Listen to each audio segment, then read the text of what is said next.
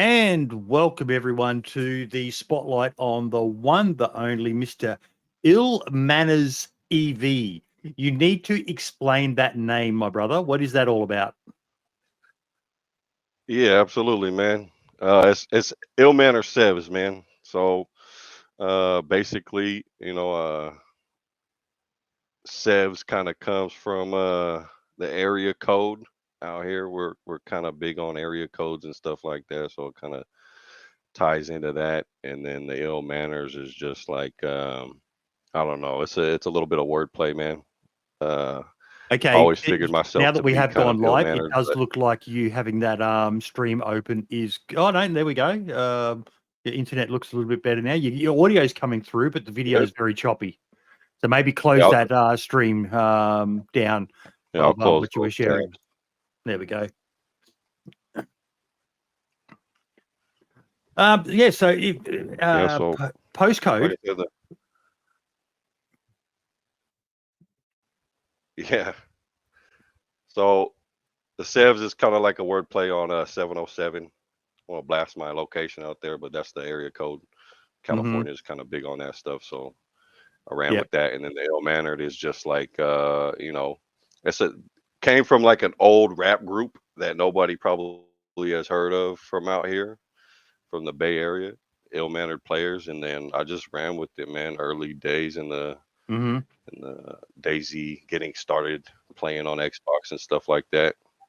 Uh, you know, But kind of it's ironic, man, because I always ended up realizing like I was more well mannered than I was ill mannered. So for the most part, But you're well mannered to those who deserve your well manners. To those who don't deserve the well manners, fuck those people. yeah, man, yeah, for sure. I So try to keep it professional for the most part. I like to always find out a little bit more about people before we delve into the stuff. So tell us a bit about yourself, mate.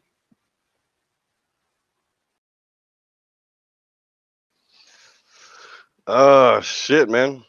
Like I said, I'm from California. I'm in my 30s.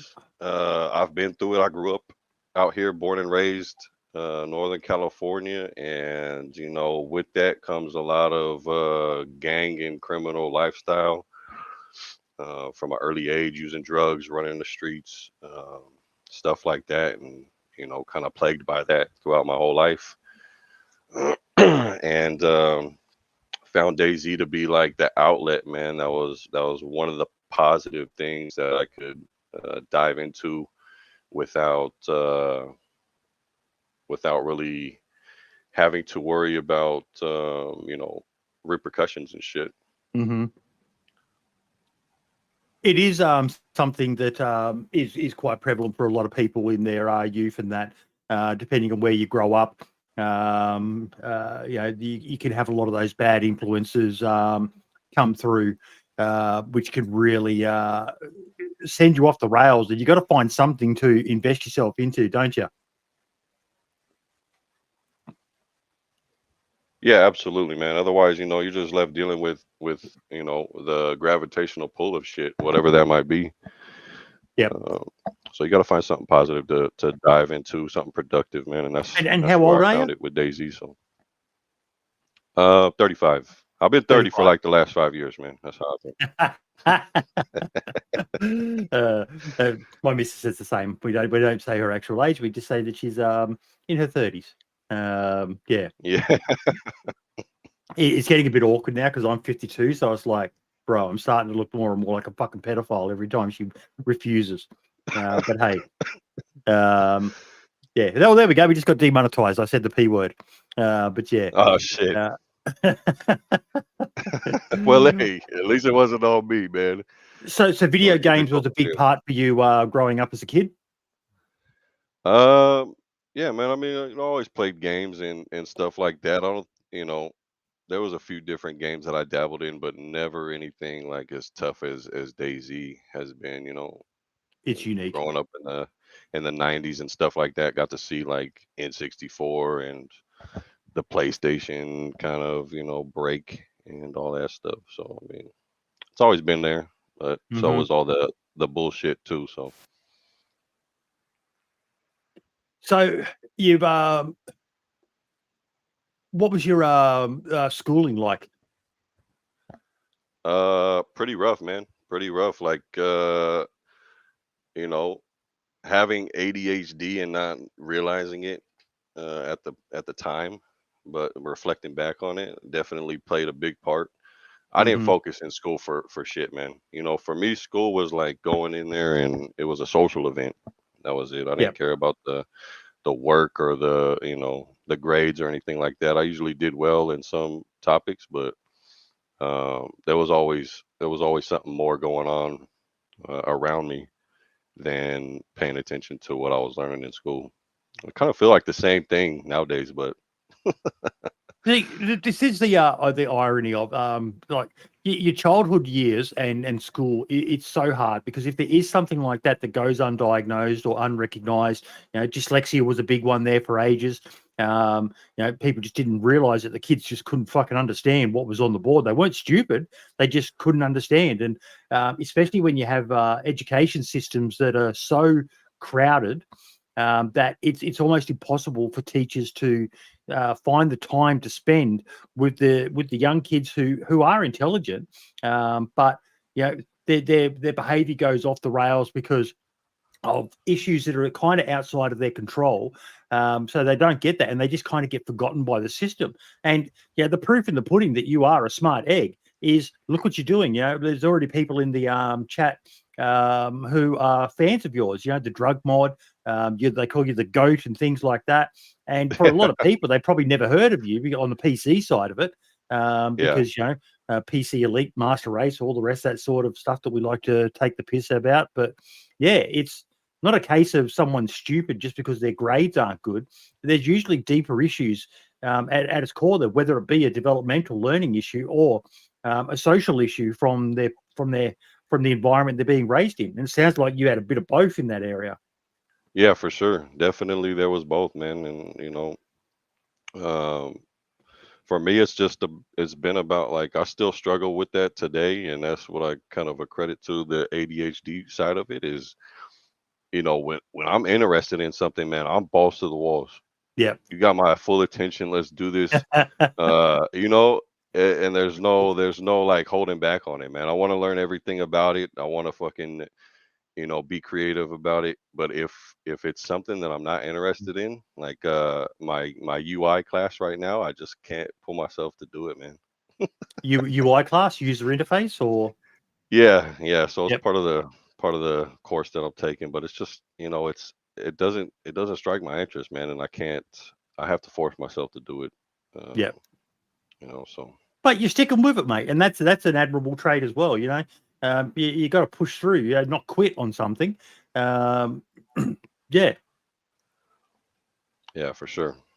Yeah, you gotta stay persistent, man. Whatever it is that you want to do in life, whether it so be the hobby or work or whatever. yep.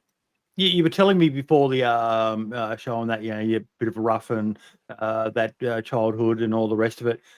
How did you get into wanting to learn PC coding and that sort of stuff? What? How did that trajectory in your life start? Um, I don't know if you remember MySpace. I don't know if anybody out there I remembers MySpace. I do remember MySpace. What was his name? Jeff or something like that. The guy Tom, who was Tom. Tom. Everybody had Tom as Eh, a friend, man. yeah, Tom was everybody's buddy, but MySpace kind of opened up that realm for me, man, because you used to be able to do stuff on MySpace with your profile and touch the HTML and stuff like that, and I was just like, man, this is dope, man. I want to learn how to do this and have the best profile out there. And I spent a lot of time working on that stuff when I was, 14, 15 years old, man, fucking around on the computer. And that caught my interest as far as like, basic coding aspects and stuff go. I don't think Doreen. I ever had a MySpace account, by the way, but it's interesting seeing some of the people who did. I think my first dabble into social media was probably like a lot of people with good old Boomer Book. Yeah. Yeah. I mean, but that kind of kicked the doors as far as, the programming and stuff goes. Um, and then kind of like the other games that I did play, they had like some uh, mass multiplayer online RPG game that was called Gangster Nation or something like that, and Mm-hmm. it was just on a website, you know what I mean? But it was years ago, and they had a cool community around that because you could like there was teams, there was factions and stuff like that, and I started dabbling in like graphics and stuff like that for those teams. Yep. So that was another thing that I got started off with, kind of roots with. So, where did you go to learn that sort of stuff? Like, this was very early internet days, so finding the info around that was still, a little bit of the great unknown. Just quickly, someone just wrote in chat there. I do want to message. Who is LSR? LSR is a friend of mine in the channel, and a lot of different people in DayZ. I still have the message coming up because very recently, if you click on that link, his wife suffered a massive stroke. Basically, I don't want to go too much into it, but the prognosis is not good. They live in Thailand. He works for a company that moves ships or yachts all around the world. And basically, it's end of life stage for her.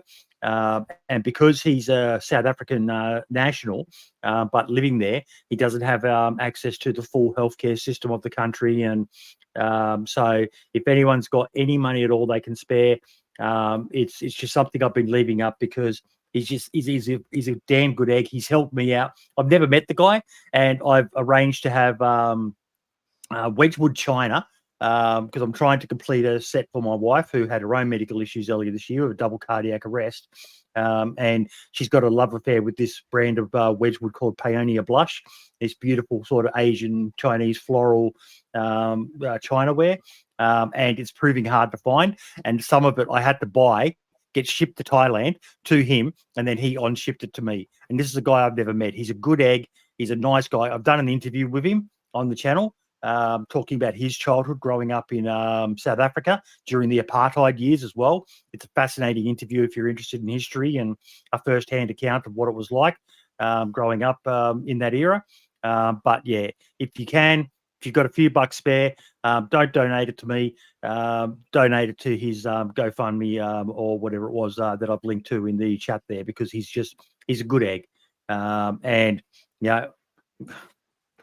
with all the hate that's in the world, it's nice to do something good at the moment, isn't it, Ill? Yeah, absolutely, man. I would Yeah. encourage everybody to go check it out, see what it's about, man. And if you want to support something positive, then Thank you, Slim Shady. That sounds means the like world it to me, is. mate. That does, because the poor guy fucking it happened in front of his their son as well. So it's a fucking terrible. Like I kind of empathize a bit because I've had my own health issues.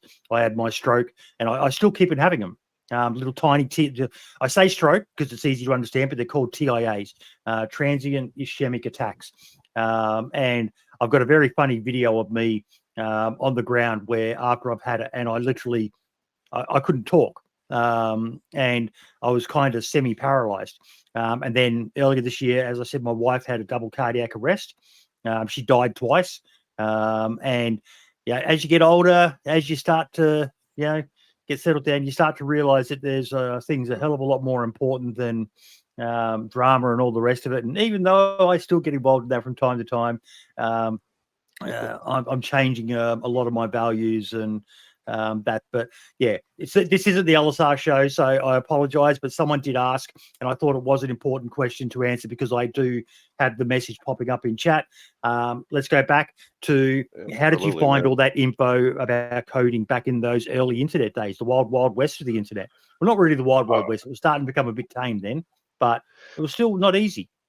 Shit, man. I don't, it's been so long, and I've done so many drugs throughout the years. I fucking couldn't tell you exactly what, but I'm sure that it consisted of just doing the research, getting online, and looking up stuff. How do you do this shit? There was always some kind of element of people sharing some kind of templates or whatever, to kind of help you get going and shit like that. As far as the graphics, man, I think, uh, just looking and seeing, hey, what kind of shit can I do on Windows XP back then, We playing got around with Windows the different XP. That was a tools. good operating system, wasn't it? Yeah, it's probably one of the best, man. Yeah. It's probably one of the best. But I mean, Have you upgraded it's to the current about one? shit. I think I'm running the latest build for the Windows stuff now. Mm-hmm. But I think, as I've always been drawn to like checking out new fucking software and tools and programs and shit like that. I want to know what they're capable of and what the fuck can I create with them. You know what I mean? And we Yep. got some really dope tools and shit available to us nowadays, man. Fucking the 3D realm is mind blowing, man.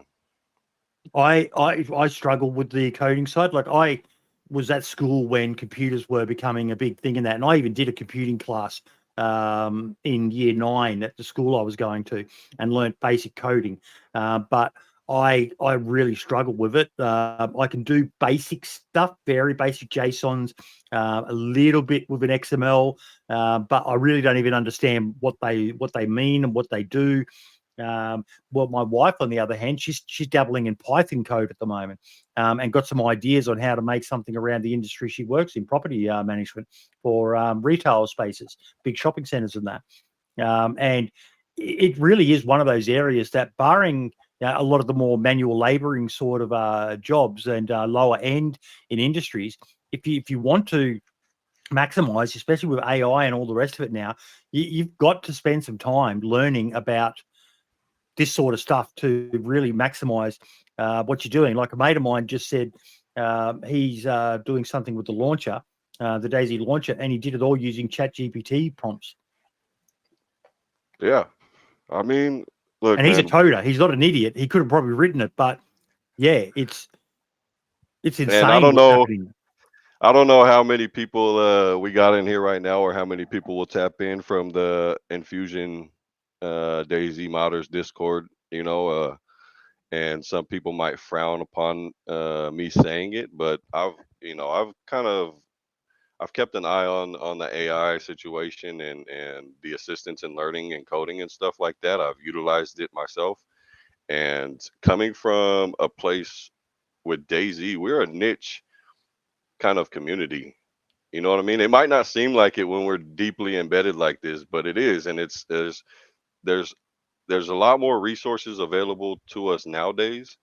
But still finding somebody that, especially if you have difficulty learning and stuff like that, finding somebody that could dedicate the time to actually teach you what you need to learn as far as scripting and shit goes is unrealistic, man. And where we're at nowadays is like, if you have the tools to go and have AI assist you in the learning process, right? And you're not just having it dump out the whole workload for you, right? Telling it, hey, I want you to do this, and then expecting it to be perfect.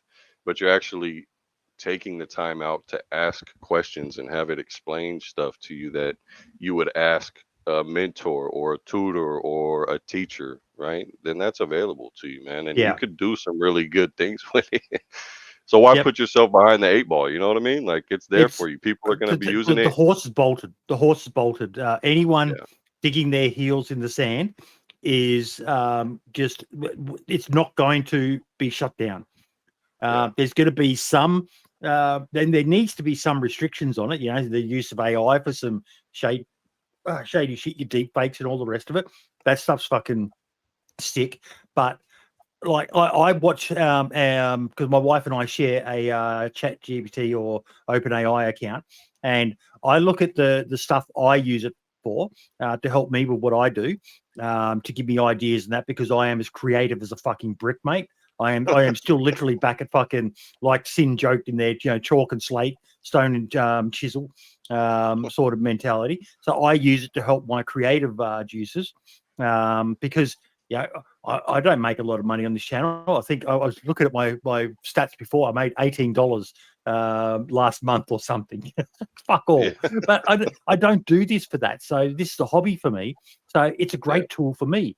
And for people who are like, again, using my wife as an example, she is in the industry she's in. She's one of the best in the country for it.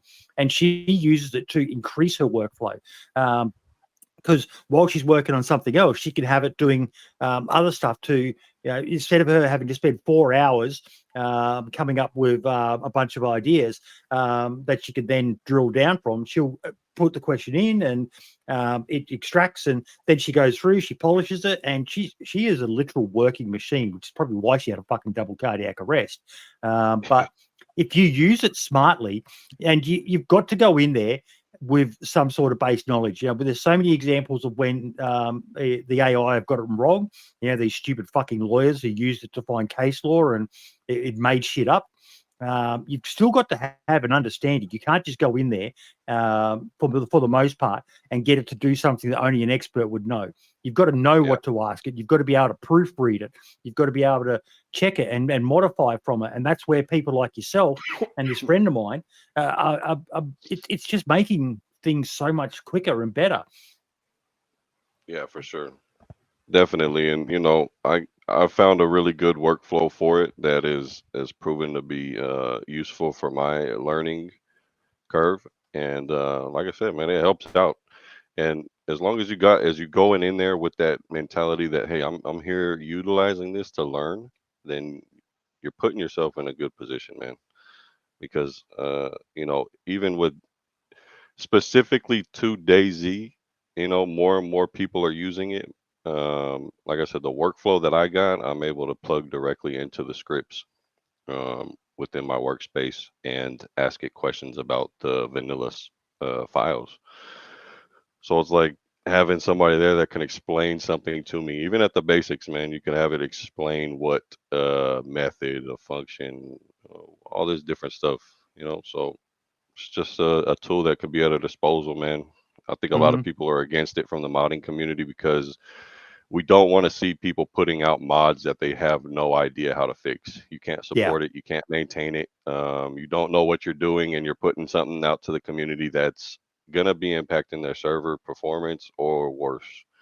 And, you don't want to see that being shared openly in general, no matter what it is pertaining to. But, it's a scary area, that, because like I just typed in chat, in the 87.8 Discord, we get a lot of people coming in there asking for help in that. And I love the fact that it's a Discord that, for the most part, is totally judgment free. And there are some fucking awesome people in there who help people and point them in the right direction. But the majority of them come in there because they're scared shitless of the Infusion Modders Discord, because there's almost a bit of with some of them, not all of them, but with some of them, it's a bit of a gatekeeping sort of mentality around, almost like a bit elitist at times with some folks.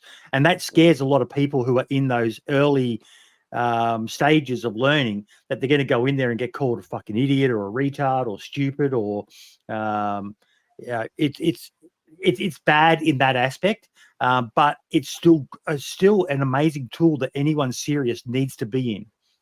Yeah. And, I've been in the DayZ Modders and Fusion Discord for many years, in the background.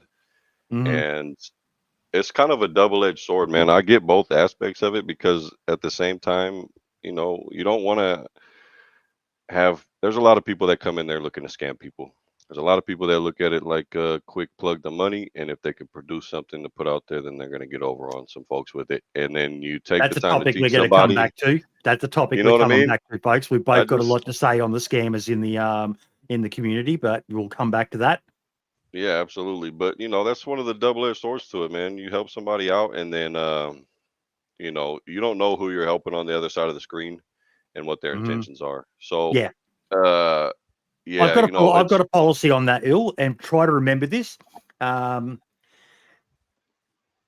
If someone uses something you do for bad, that's not on you. That's you've got to take people at face value until evidence presents itself to the contrary. And that even comes from, some people will tell you stuff about someone. It's like, okay, but there's two sides to every story. They could have been pissed off because that person did something that they didn't like or whatever. So you've got to try to enter into as good faith as possible with people, and not let others dictate what you can and what you can't do, and who you can and you can't help. That's where gatekeeping comes in a lot. It's like, they don't, why are you telling them that? They're not part of the community. Well, they want to try to be part of the community. That's why we're going to help these people. Yeah. And I mean, I've seen instances of that for sure. You know what I mean? And I for one, I don't stand for it. I've never condoned it or try to encourage that kind of I don't know, clique mentality in the community like that over there. Too many clicks in DayZ. It happens, and it's a shame that it happens, man. And anybody that is interested in learning PC modding, you should be a part of that community. And it's one of those places, and should man, be welcomed into that community. Should be welcomed, absolutely. And that's to speak with the people that have been there for a long time and shit like that, and kind of I guess getting weary after all the years of the same experience. But I would recommend anybody that's new to that scene going in there and just kicking back, observe, participate. It's a hard enough game to mod with the stuff the devs do. We're constantly breaking stuff with each update, and that you guys all need to unite more, to be helping each other more without creating your own little cliques and all the rest of it within there. It's hard enough just keeping mods fucking stable at the moment with the way the engine is, let alone any infighting and all the rest of it. It's barring any copyright issues and that does occur where people steal shit and monetize it. And we're going to be talking about Don Sibley leaving the community soon. But yeah, there's a common enemy per se, not that BI are the enemy, but there's a common foe that you all need to fight every update, not each other. Most of it is the changes, for sure. Yeah. So yeah, like you focus on the console side of things, though, don't you? Not anymore. I've moved on from console, man. I got my start out there back in 2018 when DayZ was just coming out on game preview for console. And when I started out, man, I was all for it.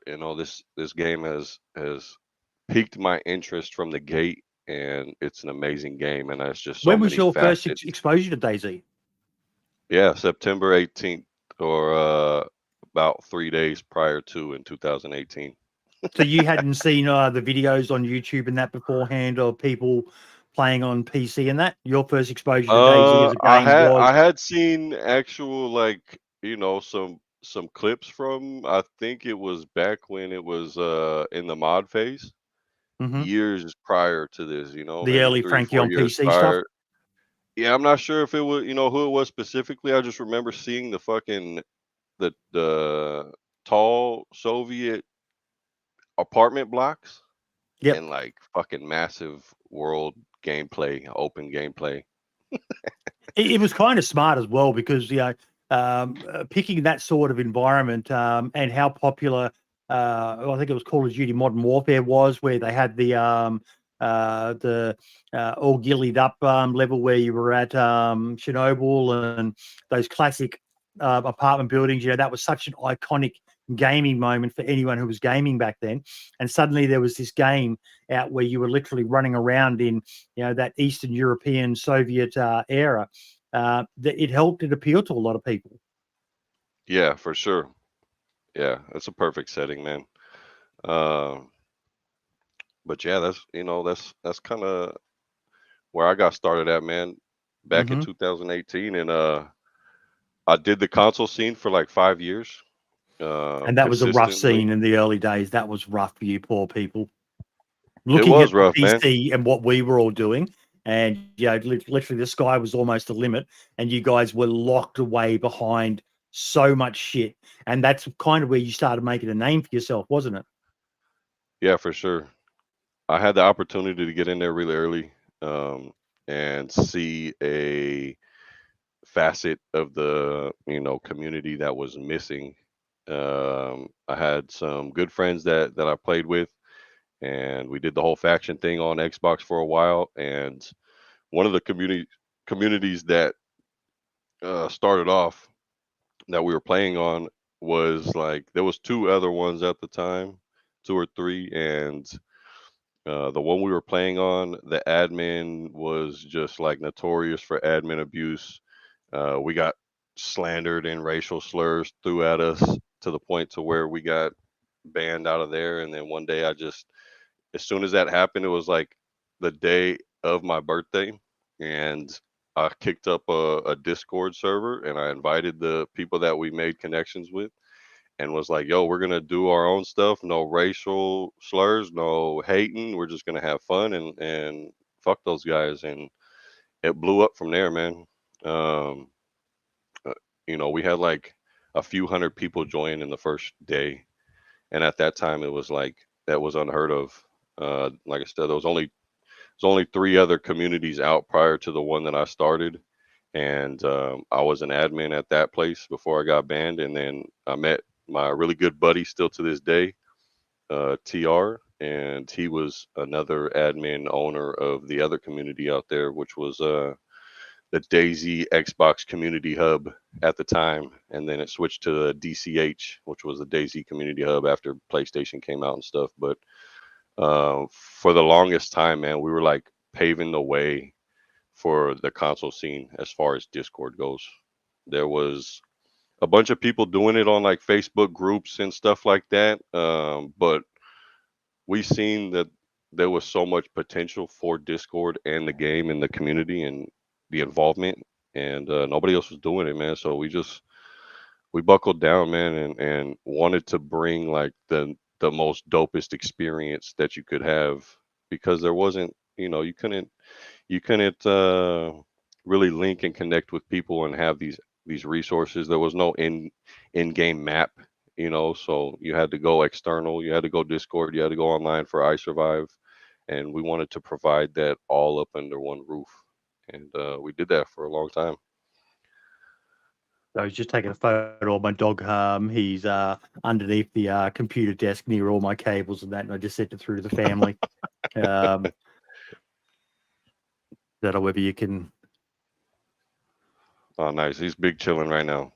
Oh, he is. I've got the aircon on in here, and he had a seizure last weekend in front of me, and scared the absolute fuck out of me. I thought he was dying. I thought he'd been poisoned or something. He was frothing at the mouth, and shit. so yeah, I'm fucking $2,500 in vet bills, but hey, worth every fucking cent of it, mate. Worth every fucking cent of it. Now, there's something I wanted to delve into with you. When you gave me your bio, you said you struggled with addiction and gang criminal lifestyle from your teenage years. You're 35 now. The mod that everyone in chat, like we just said there, is a fucking drug mod. Now, they always tell people when you're trying to get yourself away from something addictive, shut yourself off from it. Nah, man, bro says, fuck you. I'm going to make a mod around it and have Embrace to work it. in drugs. Explain that mentality to me, brother. That is, yeah. I just, man, I had like gathered this wealth of knowledge about drugs and the drug scene and shit throughout the years, and I was like, man, if I'm gonna jump into modding and stuff like that, then we could incorporate some of that stuff in there. And it had a weird little twist on how I got started with that mod, but if you got knowledge in something and it strikes your interest, then why not incorporate it into what you're doing, So I couldn't not do the drug scene. But you're getting a lot of good comments from it, mate. There you go, ladies and gentlemen. LSR has just joined the chat. LSR, we were just talking about you before, mate. Welcome Someone in. in chat made a nice donation to your GoFundMe, mate. All the best. I chat with LSR behind the scenes, and going through some very tough times right now. But the link keeps on popping up in chat, folks. So if you've got a few bucks spare, whatever you can, definitely will be appreciated by LSA's wife and their son. So what do you do outside of the gaming nowadays? Going to school, taking some college courses to get my degree in the digital media arts. Digital media arts, yep. Yeah, I wanted to go for the game design development course, but it wasn't fitting my credit criteria. So the next best option was and it's a for the rough digital industry media. at the moment. Gaming, it is a rough industry. It's still like, we're seeing so many jobs getting axed from places, and it's just it's a very rough, and it shouldn't be. It should be a fucking a slam dunk fucking to be making video games, but it's just good. There's so many dramas going on in that whole industry. Yeah, man. I mean, I don't follow it, too tough like that. But I'd imagine that it's pretty cutthroat. And but there's a lot of people doing some pretty good things out there as well, and still being able to make a comfortable living out of it and provide something that is creative and provide that for the community to enjoy. So for me, I've worked for places that I didn't believe in. I've worked for places that I did believe in what their goal and their mission statement was. And for me nowadays, I'm just like, man, I got to do something that I'm interested in and that I love to do. And not everybody gets the opportunity to do that. So Well, I'm grateful. you're not saying that facetiously either. Like, you also said that you're almost facing a lengthy jail term.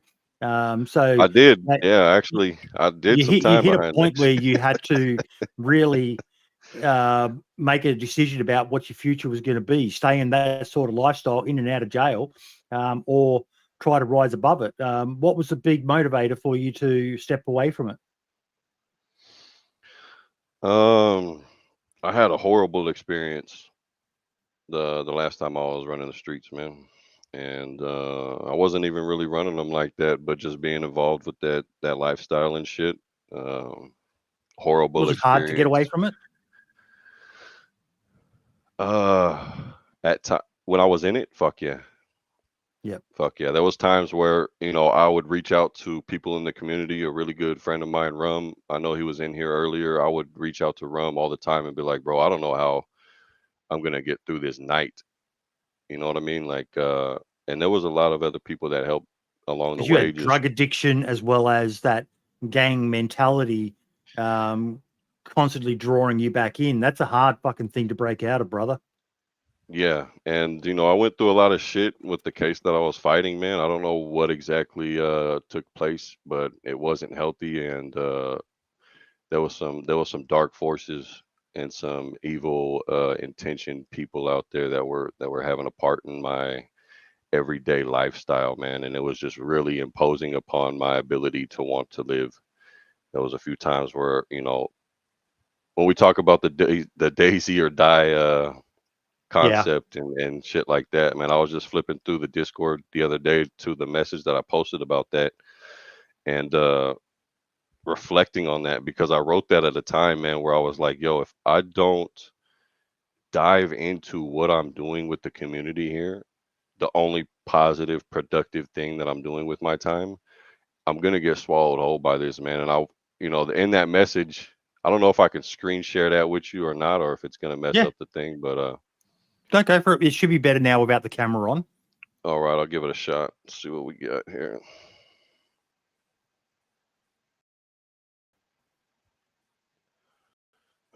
But yeah, that message was like, it was good to see it and reflect back on it, man, because it was a really dark uh, time in my life, and I felt like jumping out in front of a fucking truck while I was walking and shit.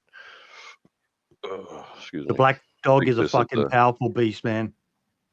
Yeah, I think so. This was the post, man, that I posted April 25th, 2021, talking about at 31. I was just, it's not a spectacular or pretty thing, but it's life is unique and extraordinary to me, and that if I didn't buckle down and apply myself to what I was doing, um, then I know I The would have ended ironic up thing dying is, broke. we talked about AI before, and I've been using AI to try to create catchier titles and summaries of the bios that people send through, and it actually recommended the title of this video, "DayZ or Die: From Console Communities to Modding Dreams," and this is something that he literally had written back in 2021, "DayZ or Die," and I did change the title at one stage, and he reached out to me and said, can we go back to that? And now I understand why, when you saw that, it obviously, it was one of those, like, it's karma. Yeah, it Um, resonated with me. I mean, I was like, "Yo, that's probably the hardest title that I've ever heard of. Let's roll with it." because at the time I thought it was a bit melodramatic, and that's kind of why I changed it. But now, Yeah, nah, bro, I fully understand why you wanted that title back there. yeah, for sure, man. I mean, it resonates and it definitely has some meaning behind it. So that's dope. But yeah, man, I mean, those were the struggles I was going through at the time, and I just knew that if I didn't apply myself to what I was doing, like this was the one thing that I had going on in my life that was positive, that I could dive into and spend my time doing. No matter what I was going through that day, I knew that if I applied myself into the community, that I was doing something productive, See, this is and that felt why good. I like to do this stuff that I'm doing now, because in the past, I've focused on a lot of the big names that everyone knows. The Running Mans, the Minders, the Dean Halls, and uh, the devs and all the rest of it. But something that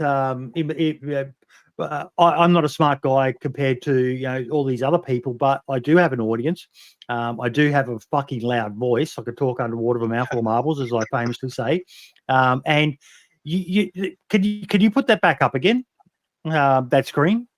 There was Yeah, one line there that resonated with me. Um, I'll just wait for you to pop it back up again. Um, and it made me remember why I'm doing what I'm doing. And that's, I know my life is not spectacular or anything pretty, but goddamn, it is extraordinary and unique to me. It's that there is why I'm doing this now, because big names, yeah, many of them have got a great story and all the rest of it. But the average Joe on the street, and that's why I've been loving doing these interviews with smaller creators and just people who've made some sort of impact in the community. Everyone's got their own story, and it's just as pretty, unique, interesting, amazing. Sometimes more so than those who have made great success and all the rest of it. So that's why I love doing this. And having a handful of people. I know it's not a lot, but I don't care. I don't do this for money. I do this to share info and people's stories. And that's why I love hearing this sort of shit, man. yeah, man. And I appreciate the opportunity to come on here and spend the time with you, man. It's great to tap into. I mean, isn't that what the DayZ It's your little story. concept video? Yeah, it's your story, man. So everybody's got one out there, and everybody from the community's got some kind of experience that they could share with us and relate to, and or learn something from. So you started with doing some modding around a console. Hmm. There was a lot of barriers to that back in the day, wasn't there? Yeah, absolutely, for sure. For a while there, we didn't have access to the server files. I'm sure everybody that dabbled with it back then might remember that. A What was lot the of the newer mentality people. behind that for everyone who doesn't know, who might be watching this for the first time? So when they first dropped the actual server rentals to us through Nitrado, you could rent your server. We had a bunch of advertisement that was promising that we were going to have access to this and that, and server files was one of the main things. And we didn't have that for, fuck, I don't know, maybe a good year almost, something like that. Hmm. Um, that was the first barrier. Um, And like I said, I don't know, man. I don't know. I found a way around that, and we were able to introduce some custom XML types files to the server that we were renting at the time. Uh, and we were the first ones to be able to do it. And it caught some flack. They shut it down within the first 24 hours, refunded us the money and the server time, and we never heard another word of it after that. So it was kind of suspicious, but was grateful that that's what it was, and to say that, hey, we busted out some custom files to the community to see what was possible when they were kind of holding it back from And us. what was the first things you guys were dabbling with? What were you able to make changes to? Had maybe like 100 to 200 fucking barrels spawning in every shed along the coast, and the AKs with drum mags in them everywhere. We just, I was like, I don't. It was early days. I didn't know what I was doing, and I just popped that out there. Um, Turned it and into a then it kind of, 0.57 patch for the PC veterans who it remember was the patch vicious, of man. DayZ where there was guns fucking everywhere. Would have been fun. Would have been fucking hilarious. We had a great time, because there was a lot of limitations and stuff on the guns and CLE at the time. And then, from there, I was like, oh, this is awesome, man. I'll jump right into this. We did, I jumped into DayZ editor real early before a lot of people even knew what it was about, and followed it and learned it and was putting stuff, customizing the map with buildings. All this stuff sounds like common stuff nowadays, but back then it was like cutting edge. Nobody else was really doing it. There's only a few people at the time, and that's where I went with it. Uh, then I caught my case, um, fought my case, and then had to go do 2 years in prison. And when I got back out, um, the whole console modding scene was changed. It had just developed into like some monstrosity of stuff. I always tried to do some. You're familiar with Josie and Josie Yep, Garfunkel Josie and his and works Cheese and Pod. stuff, Yep. man. Josie accomplished some stuff with the G Code and the gang over there that was like mind blowing, man. And it was everything that I wanted to do back then, but just I couldn't fully produce it because of the hardships that I was going through each day. Like I was rolling around, I must have went through 6 laptops on a bike in the middle of the small town I was living in with no I was riding this bike around for like a month with no rubber tubes in it. And to my surprising, you could actually still ride the bike like that. But I was trying to find places where I could have some peace of mind and do And builds and Wi-Fi. stuff like that. And I didn't need the Wi-Fi. I just needed to be able to load up the editor. You know what I mean? Which was like my struggle at the time. So when I got back out and I seen the quality of work that was being put out over there at the G Code, and I was like, man, this is like the vision right here. These dudes have accomplished it. And then seeing like all the people, now everybody was doing it. Everybody was Okay, using DayZ editor. so you brought up a name, and we had a name that we talked about beforehand. It's probably time Hmm. to delve into the darker side of it as well, where I know Josie's been attacked as well by people. He had someone launching false copyrights on his content on YouTube, trying to basically shut him down and everything like that. And we saw just recently Don Sibley has Hmm. basically just shut everything down of his. He's gone dark, which is so fucking sad because he's another OG of the console modding scene. Um, Absolutely. and it breaks my fucking heart. Like I say this all the time. I am a capitalist whore at heart. I'm all for someone making a dollar from what they do ethically, but there's some motherfuckers out there, man, who are doing some sordid fucking shit, stealing stuff, and just when people put something out free and open source, and then they're taking it and they're monetizing it, and then they're attacking people who are trying to do the free side of it. it disgusts me at a core level as a human. It fucking disgusts me when people do that. Yeah, for sure. And that's one of the struggles of it, I think, man, is people are out there, you know, taking other people's work, selling it, man, and that's really just free content for people. I know Josie. I don't know if the thing's gonna mess up here, but you know, Josie's a great dude, man, and he's done some work, and then seeing people kind of take away from that, sell it, and same with Don, man. You know, capitalize off of the thing that's not your work. Um, it discourages folks from putting out stuff that benefits the community for sure. It's not something that's unique to Um, console either. I know this happens to PC side of modding as well, but it's wait a second, Josie is a male. Yes, Josie is a male. I've had Josie on the show before. Okay, which one was the second one? Try talking now. that better? Yep, there we go. Good. Because I do think It's a it's a lower good idea that resolution. yeah. Because of what we're talking now, I think being able to see your face will mean a lot because it's. I didn't know that I'm deep in console peeps. Yeah, you do see the name Josie, and if you don't recall that that's also a Latino sort of name as well, Spanish, that sort of thing, you might think it is just a female. You know, Josie and the Pussycats.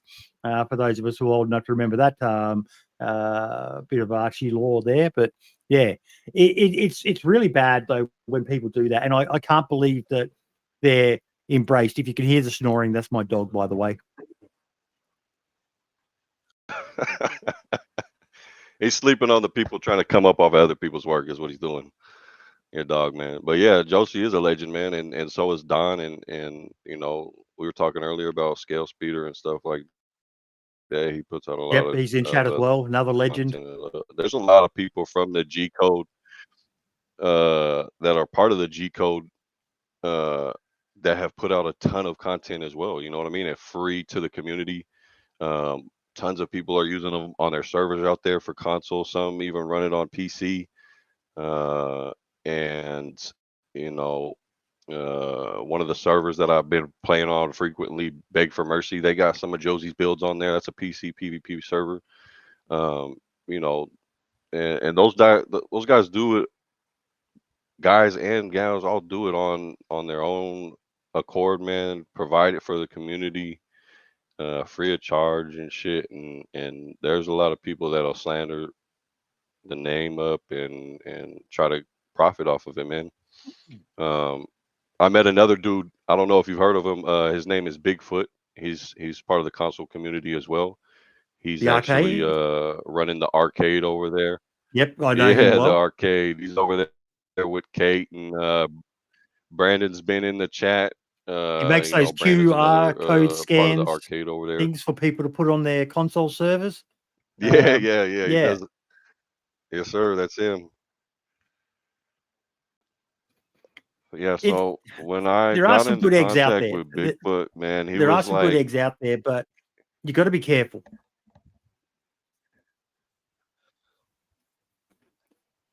yeah, for sure. And you know, Bigfoot was like, "Yo, let's, you know, I see you got a community server. You know, we still had ours up even while I was away and doing my time. Two of my really good friends, TR and Rum, helped sustain the community while I was gone, and they did a Are great you going to job, man." reply to that? He says, "Are you bald?"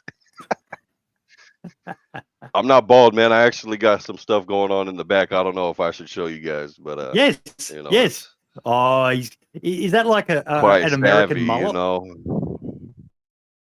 Is that like a gangster mullet? That is like I don't know what you would call that, man. Yeah, it's pretty gangster, I think, you know. I'm not sure if it's straight, you know, I had to do it myself, so but we got those going on out here in California. From time to time you might see it. I definitely have had one for like the last 2 years, so But you Trying to said grow it with out, man. You know, the when you go bald up here, you can only hold on to what you got in the back.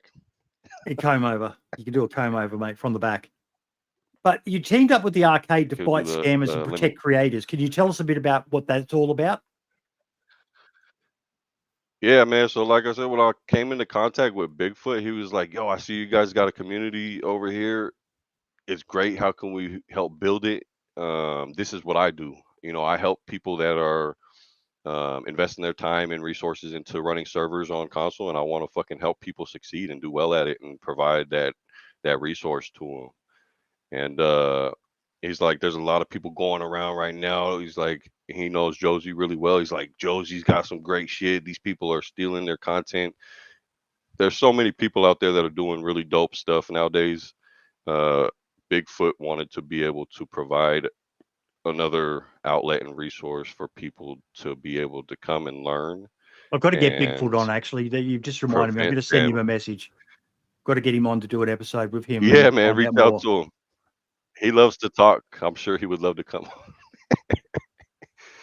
But yeah, man, you know, he's like, there's all these fucking people scamming out here and shit, bro. Let's, you know the game, you know the files. Like, let's provide some kind of service to these folks and be able to help them to avoid getting scammed.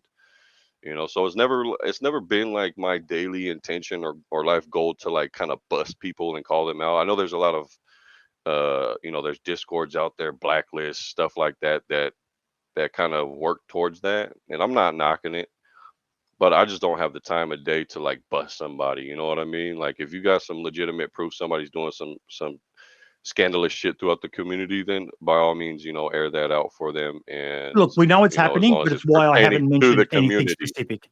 It's why I haven't mentioned Yeah, anything specific, because unless I get concrete yeah. evidence, um, I'm loath to do that, because there's always two sides to a story, and there might be info that we're just not aware of. There's always like three sides to a story, and the console shit, Mm. and it's not just console, but I've steered clear of like the drama. I had somebody reach out to me recently about some drama that they had and they're standing in the community. I'm just like, what do you want me to do, man? Because at the end of the day, if somebody's got an opinion about you and how you've conducted yourself with the community is going to always speak louder than somebody else's words. Your actions are going to speak for you. How do you Yes. conduct yourself? And if at the end of the day, if you can't prove that to be any different, then what is my opinion about you, not even knowing you, or even if I did, it's me speaking on your behalf, saying this guy's legit. That's not going to help anything. And that just kind Yeah, of goes hand in hand with how you, it's so how you hard to, create a community, to man. there's very few people that I will die on the hill for, because I just don't get to know the average person well enough. I know Archie very well, and that's why I would defend my brother, my little redneck fucking Florida brother, until the day I die. I fucking love the guy. I know he's edgy. I know he says fucking crazy shit at times, but I love the fucking dude. I do. I know him so well. Excuse me. Um, uh, Trying to what the learn how to hell happened vape to you? over here, boy. I was like, oh man, fucking. I usually smoke cigarettes, but I'm like, Yeah. yo, I gotta spend this time out here and get this vape going. So that was a little harsh for me. Excuse me. But yeah, it's you've got to be careful who you're back. Like there was another drama around someone who I interviewed a while back, and someone that got dragged into that, and I got asked to do something, and I was like, no, I'm not going to, because I don't know enough about the situation, and I don't think I can Yeah. add anything to it. And yeah, that person standing got affected, and I was like, I'm sorry, but this is my advice to you, but I'm not going to air that on my platform, because it's a shit bite, an absolute fucking shit bite. Yeah. And yeah, I 100% Yeah. get where you're coming from, mate. I do.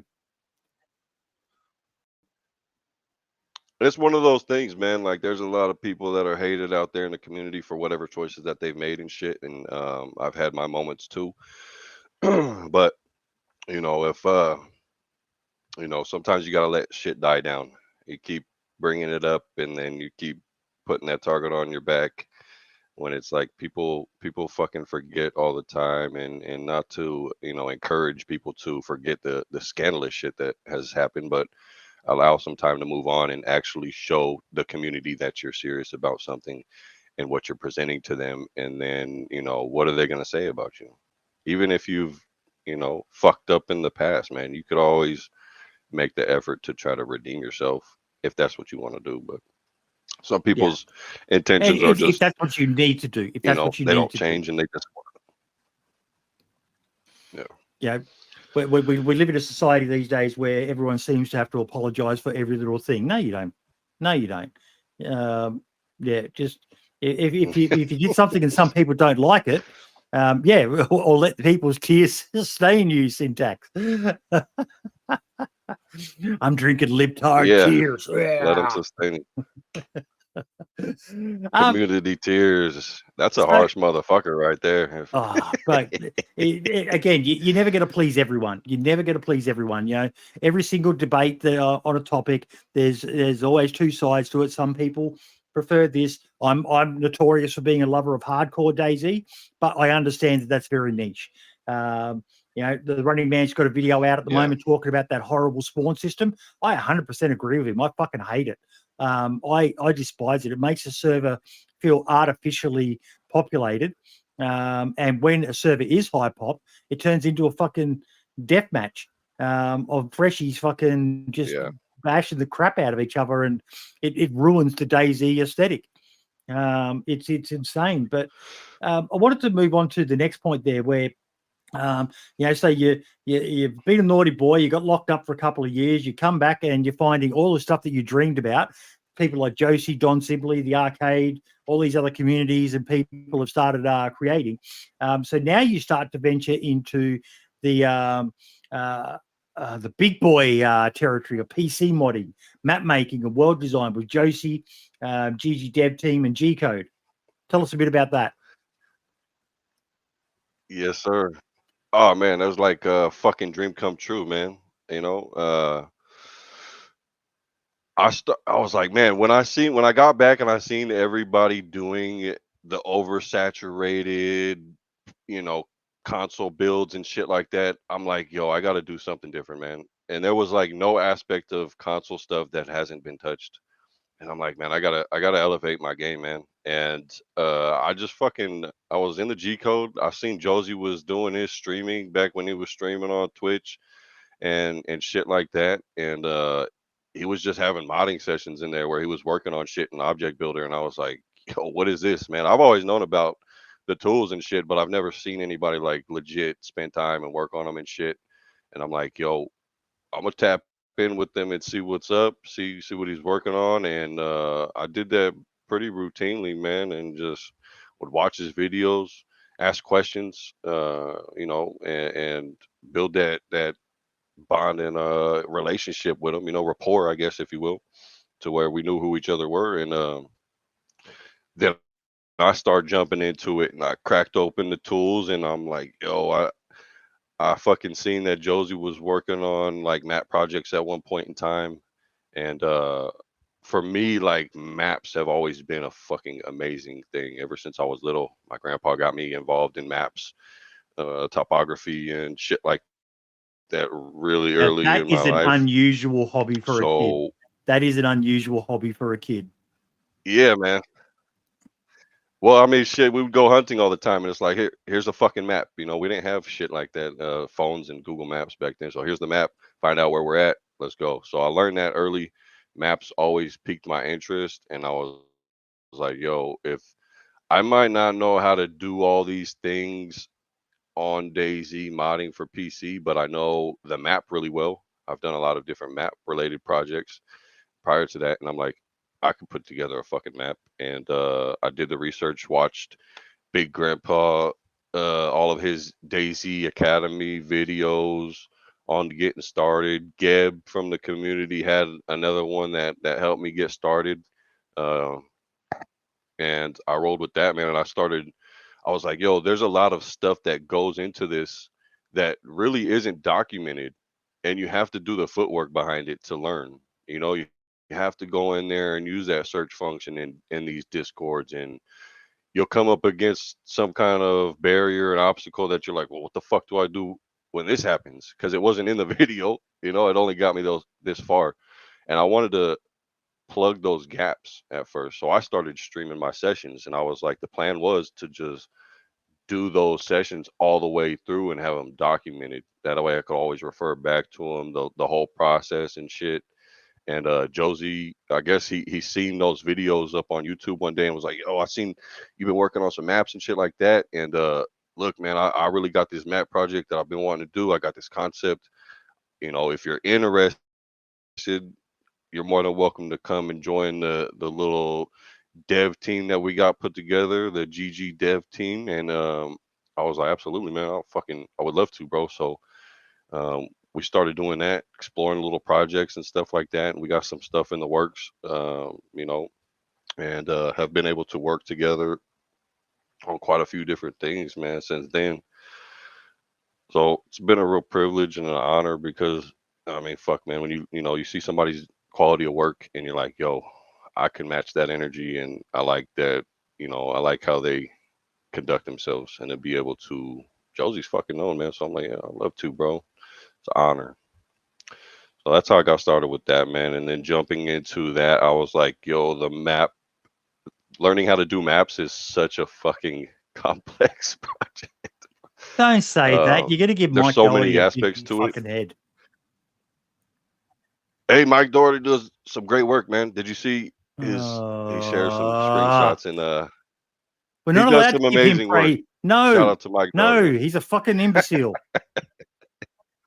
You do some great work, Mike. He does. He does. Congratulations, man. I'm looking forward to the build. I think, you know, there's a lot of detail in what he does. And knowing the map, you know, process a little bit, just seeing the amount of work and time that goes into it, um, it's so complex. There's so many aspects that you need to know. You got to have your custom assets, unless it's going to be this or that, and um, it's one of those things, man, where you got to really take some appreciation out of it, and then you realize, oh shit, I need to learn these other aspects like scripting and importing models and stuff like that. You know, so then I was kind of pushed to learn more and more and more and continue to elevate my knowledge base. And Josie was like really supportive of that. Another dude from the GG Dev Team, Drop Dead. Um, there's a few folks in there, man, that have just been really supportive and helping out with that kind of shit and encouraging each other to learn and grow and What did put you out think some of? dope We had a shit question to in the chat there community. before. What did you think of Project Lemon Segoria? Yeah, I seen that, man.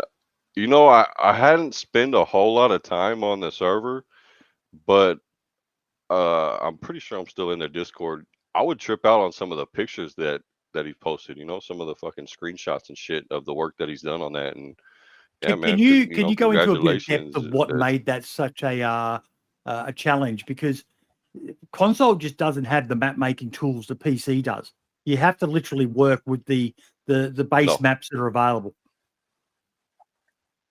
hmm Yeah, so I mean, fuck, there's a ton of it, man. Where should we start at? You gotta figure out your terrain. You gotta learn how to import the height map. And those are just basics of it, man. You got to figure out your sat map situation. There's a lot of detailed work about that. Your mask, what you want the terrain to look like, and then on top of all that, you know, you got the struggle with putting in roads and And this is just the PC version. For buildings, console, and it's even worse because you sometimes can't this do shit. nearly all of that, can you? Yeah, that's just PC, man. Console, so you're limited. Um, I, I would encourage everybody to, but yeah, they don't have those tools for sure not. And even the tools that we have on PC are they're outdated, unfortunately. And What is a bulldozer and there's a lot of struggles that come along with those endeavors to even do all your work in Terrain Builder. And they have made some updates, you know, to speak on that, but it's still very fucking. It's like 20 years old, man, and it's like working in Windows XP again. A lot of that a lot, and if you don't find out your workflow, you know, you'll make a lot of changes and the shit that you've made is not going to save, or maybe it crashes, or maybe you open up your project one day and all the work that you've done is now fucking discombobulated all over the place for whatever reason. There's a lot of issues with the current binarization of stuff, you know, for different versions of assets, and some of the community tools available to us are not jiving with it very well. I won't dive into specifics because I don't know all the ins and outs of it, but it's a challenge, man. There's a lot of different things that you're going to go up against that is going to discourage you, and I've seen a lot of people get discouraged in that Well, the endeavor of working on their map Sakal update project. and the concrete block that broke the fucking maps. That was a major one. That was a major one. And then we got a ticket on the feedback tracker, and that is concerning the community about, you know, being able to utilize dependencies and overrides for mods and shit. You know, so if you're modding a project and you're needing a dependency and it's not allowing you to, and how game breaking that'll be for the community and shit. And it's been a while since I worked on a map project. I cracked it open the other day just to kind of see what was going on and shit. But What map you know, when you really got what community map really stands out for you as one that blew your mind on a technical level as someone who's dabbled in it? just from the screenshots, maybe Mike Doherty. No, but there's a Fuck. How there's much did he pay a you? How much did he pay you to come on here and say nice shit? I can neither confirm nor deny. No, but there's some out there. I haven't played a whole lot of community maps, surprisingly. Like I've checked some out. Um, I've played Alteria a little bit, one of John McClane's maps, Mm-hmm. and I think that, you know, there was some cool stuff in there to be seen, as far as the terrain and stuff like that, and you know, different assets, I guess, if you will, if you're not familiar with them. But um, I've checked out the Pacific Northwest one. Dago Stank put out. It's pretty decent. You know what I mean? There's always room for improvements. Um, but that one was cool. That one was cool. I know that they did the, what was it? The Chernobyl map. Forget the name of it. That one was massive. But you know, I think what I like about Mike's work is that it looks really filled in. There's not a lot. You don't see like a lot of people putting in meaningful routes and layouts on their terrain. Pripyat, yeah. There's another one that just recently came out. Fuck, I don't remember if I could pull the name of it up here or not. But one of the guys that I was kind of following through my journey of learning and shit, he was working on it, and he just published his to the workshop recently, and I know from watching his progress throughout it that it was a well put together map and worthwhile checking out. I'll have to find the name and then I'll share it in the comments later, but definitely good.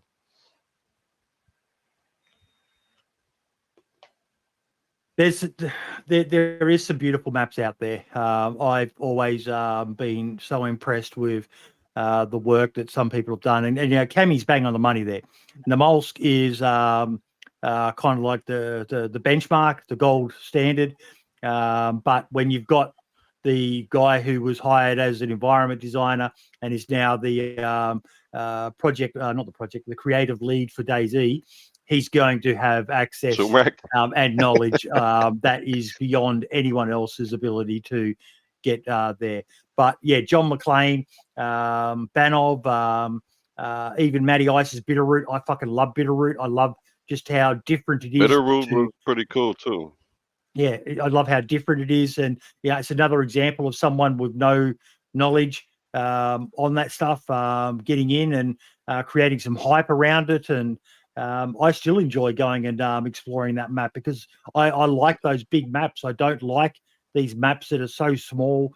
Yeah, I do like the moles, but I find it's just too small.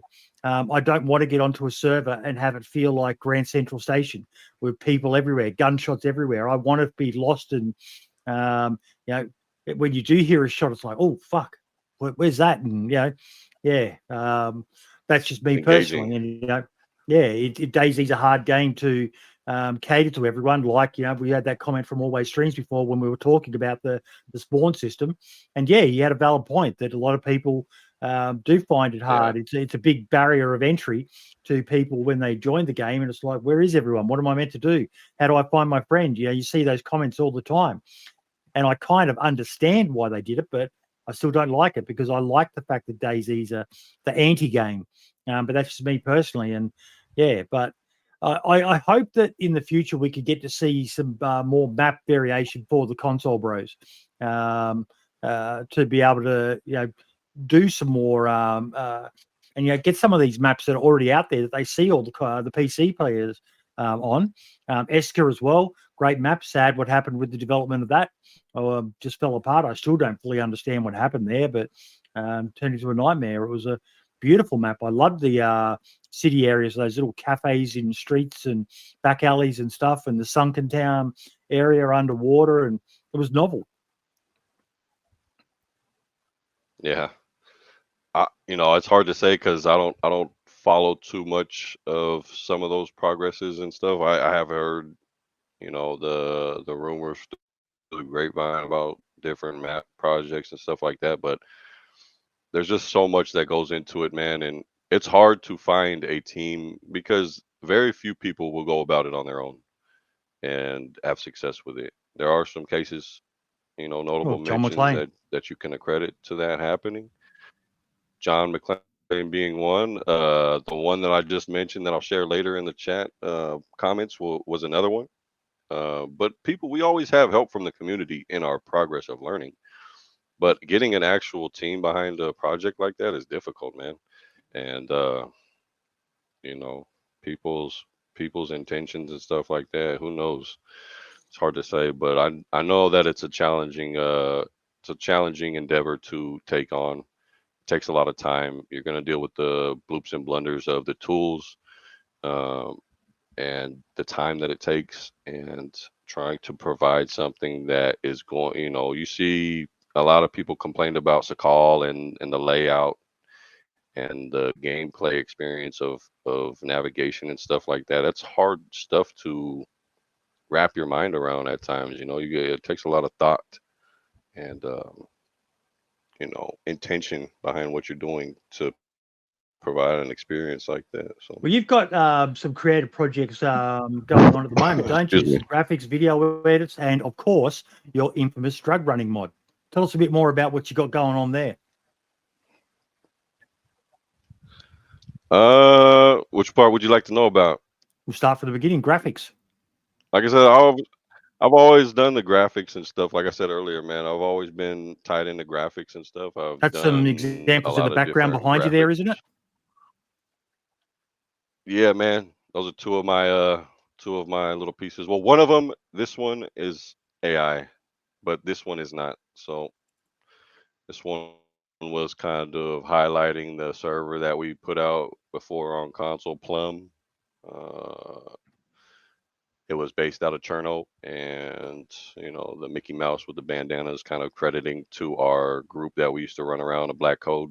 Those were the things we used to wear in game, keeping Don't let Cherno Disney on know you use a Mickey lock Mouse. and stuff. So we got Cherno in the background, and welcome to Cherno.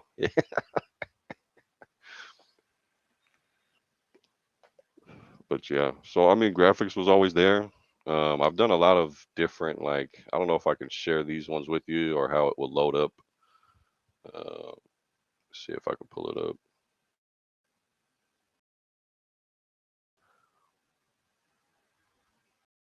And you sell these on a website, these items? I've done some work for people before. I've listed them on the website that we had up a long time ago. Nobody was interested in buying them and shit. Honestly, because graphic work is just like one of the if you're not using AI to do it nowadays, and people, they don't comprehend the amount of work that some shit takes to put together. And if you're really going in there and doing some legit graphic design by hand using these, tools, Photoshop, whatever, it takes time, man. And a lot of people aren't willing to pay the amount Yeah. that, And as soon as you you put may feel something up that and it gains your any work is traction, some worth. motherfucker's So going to steal it and put it on fucking Printify or some other fucking website, your exact logo, and yeah. yeah, Now, yeah. you can buy DayZ branded stuff So on I mean, the fucking cheap graphics were third always party there. production sites.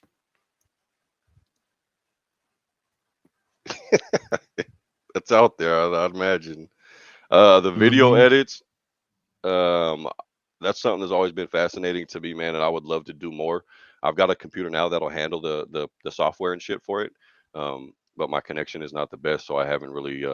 Plus, I got a new kitten that likes to explore, so I'm like, I don't know how comfortable I am setting it up yet. But video editing, taking some in-game clips and shit like that, and putting it together and making like a little montage, or telling a story about the gameplay that we've had on the server has always been interest to me, and I've done some smaller projects around it, mostly pertaining to like promotional stuff for our server that we had back in the day and stuff like that. Um, and then the drug mod, man, that kind of came about when I was doing my early map work. I wanted to do a map that had a lot of cannabis plants on it, and to my surprise, you could not load in the vanilla cannabis plants without having them all load in every growth stage that there is in the asset, and it just tanks performance. And I did a lot of research around it. I reached out to the author of Cannabis Plus, Ice Blade, Mm-hmm. and I said, "Hey, man, look, I've been working on this project for a map. Could you help me with your experience on working with some of the plants and stuff like that, and kind of give me some information on how I could introduce this into my map?" And he's like, "I don't really know too much about like how you would do that and stuff." So I just put my nose to the grindstone, and I was like, "Well, fuck, man. Even if I did get these plant models to load in properly, the performance is shit. They don't look that great, right?" I mean, coming from California, man, where we got some of the best marijuana in the world, you know, it's like you see the plants that are in vanilla and you're like, that looks like some Bobby Brown, man, like some straight Bammer weed. It's got sticks and stems and shit like that in it. And I'm like, I don't know if I would even want to use those plants. So I started exploring different plant models and found some good ones. And I was still learning how to import them. And then once I finally got one in, I was like, man, you know what? This is fucking dope. And I showed Josie and I showed the dudes over at the dev team. I'm like, yo, what, man, fucking put that shit on a mod, bro. So it kind of like snowballed from there. And I'm like, if I got the plants, we might as well learn how to get them to start like growing crops and shit, right? Like, he's like, yeah, man, yeah, do it, fucking, and was helping out through the process. And Drop Dead was fucking helping out with the learning curve and shit like that. And man, I watched a lot of videos from Tweaks. Know if you're familiar with Tweaks, man. He's No. got a lot of good modding videos, getting people helped out on like the basics. Spurgles is a lot of you'll hear people recommend Spurgles a lot. Tweaks has got some fucking amazing shit that he'll walk through the whole process with you as well. And with that combined knowledge, man, we were just like, yo, they were encouraging me, hey, do more, do more. And I was like, well, fuck, man, you know what? If we're gonna do this mod, bro, let's like go balls to the walls, add meth in there. Let's fucking make it Breaking Bad on DayZ. And I wanted to find a way that we could like do the whole production process of cooking meth. And uh, the challenge was getting all those ingredients that were going to be required into a recipe. And that's kind of where it halted at for a while. And then I did some research. I found a mod available from the on the community on the workshop that if you're familiar with them, Tree, he's uh he's a fucking outstanding uh modder artist in what he does, and he had the framework there for us to do some complex crafting for recipes through his Crafting Plus mod, IAT's Crafting Plus. And I hit him up. I'm like, yo, can is this something possible that we could put together? I want to do like a fucking meth lab, man, and is it workable? And he's like, yo, of course. And then everything that I had along the way that would I needed to kind of have available to implement, like, yo, I got this barrier, how can we overcome? He was willing to work with me and help introduce that into his mod so that we could have that framework available to introduce it to the community. So we got like some, you know, I don't know, man. You could cook meth, you could produce cocaine, you could grow mushrooms, you could fucking cultivate heroin from opium, you could craft ecstasy pills from their, powder form and MDMA form into these actual legit pills with the pill press. Um, and it just took off from there, man. And uh, people have been loving it. It's got some really good reviews and has been received amazing support from the community. And a lot of people are like, "Yo, man, this is what the community's been needing is like everything bundled into one." Um, and that's just been amazing to me. I've had a few people be like, "Yo, this,"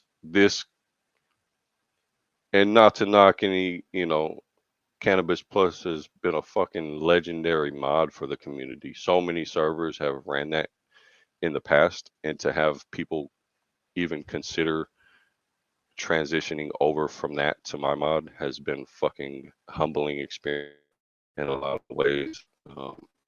To just receive that much, you know, uh, approval and shit, man. Yeah. You said you're studying at college now. So what's the future going to hold for you, mate?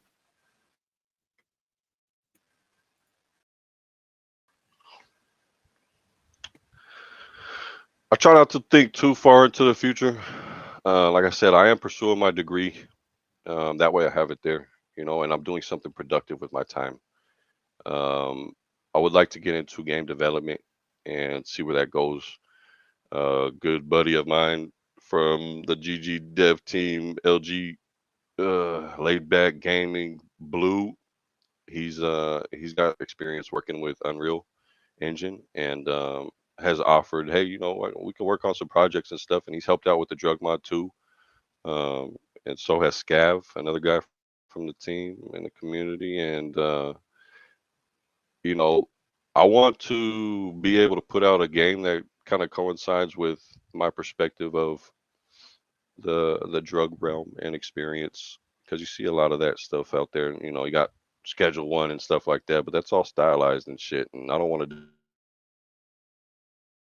do something similar, but something along the lines of something that hasn't been done before, but still touches on the drug realm. And you can't go wrong with getting a degree. And some of the I would encourage anybody, if you're able to go to college, it doesn't matter how old you are. Uh, get into college if you want to, man. And there's programs and financial aid for you to go through if that's available to you. For some people, it might not be, but getting into college, these places allow you to have access to some of the best tools available out in the industry right now. Like I have Maya, uh, 2025. I have Photoshop. I have the whole Creative Cloud suite is available to me through my schooling. So I'm Mm-hmm. able to, it's not so much about what I'm learning from the courses specifically. as much as it is learning how to use the tools that the industry is using and being, you know what I mean, Yep. on my own time spent, because some of the projects is introductory level. You know, you're like, I already know this shit, but being able to access those tools is like fucking invaluable, man. Substance painter, yeah, you know what I mean. And then you have a plethora of resources on YouTube to learn and utilize and gain that knowledge from. But having that access at a discount or free is like fucking invaluable, man. So I would encourage anybody, that's interested in that kind of stuff to, take a fucking college course, man. Qualify for the thing and learn how to use the tools because it's there for you, man. It's one of the best things. And how did you go about enrolling in that? It's really simple, man. I just went online to my local community college and filled out the application, got approved, and Hmm. submitted for financial aid. Uh, and yeah, it's pretty straightforward.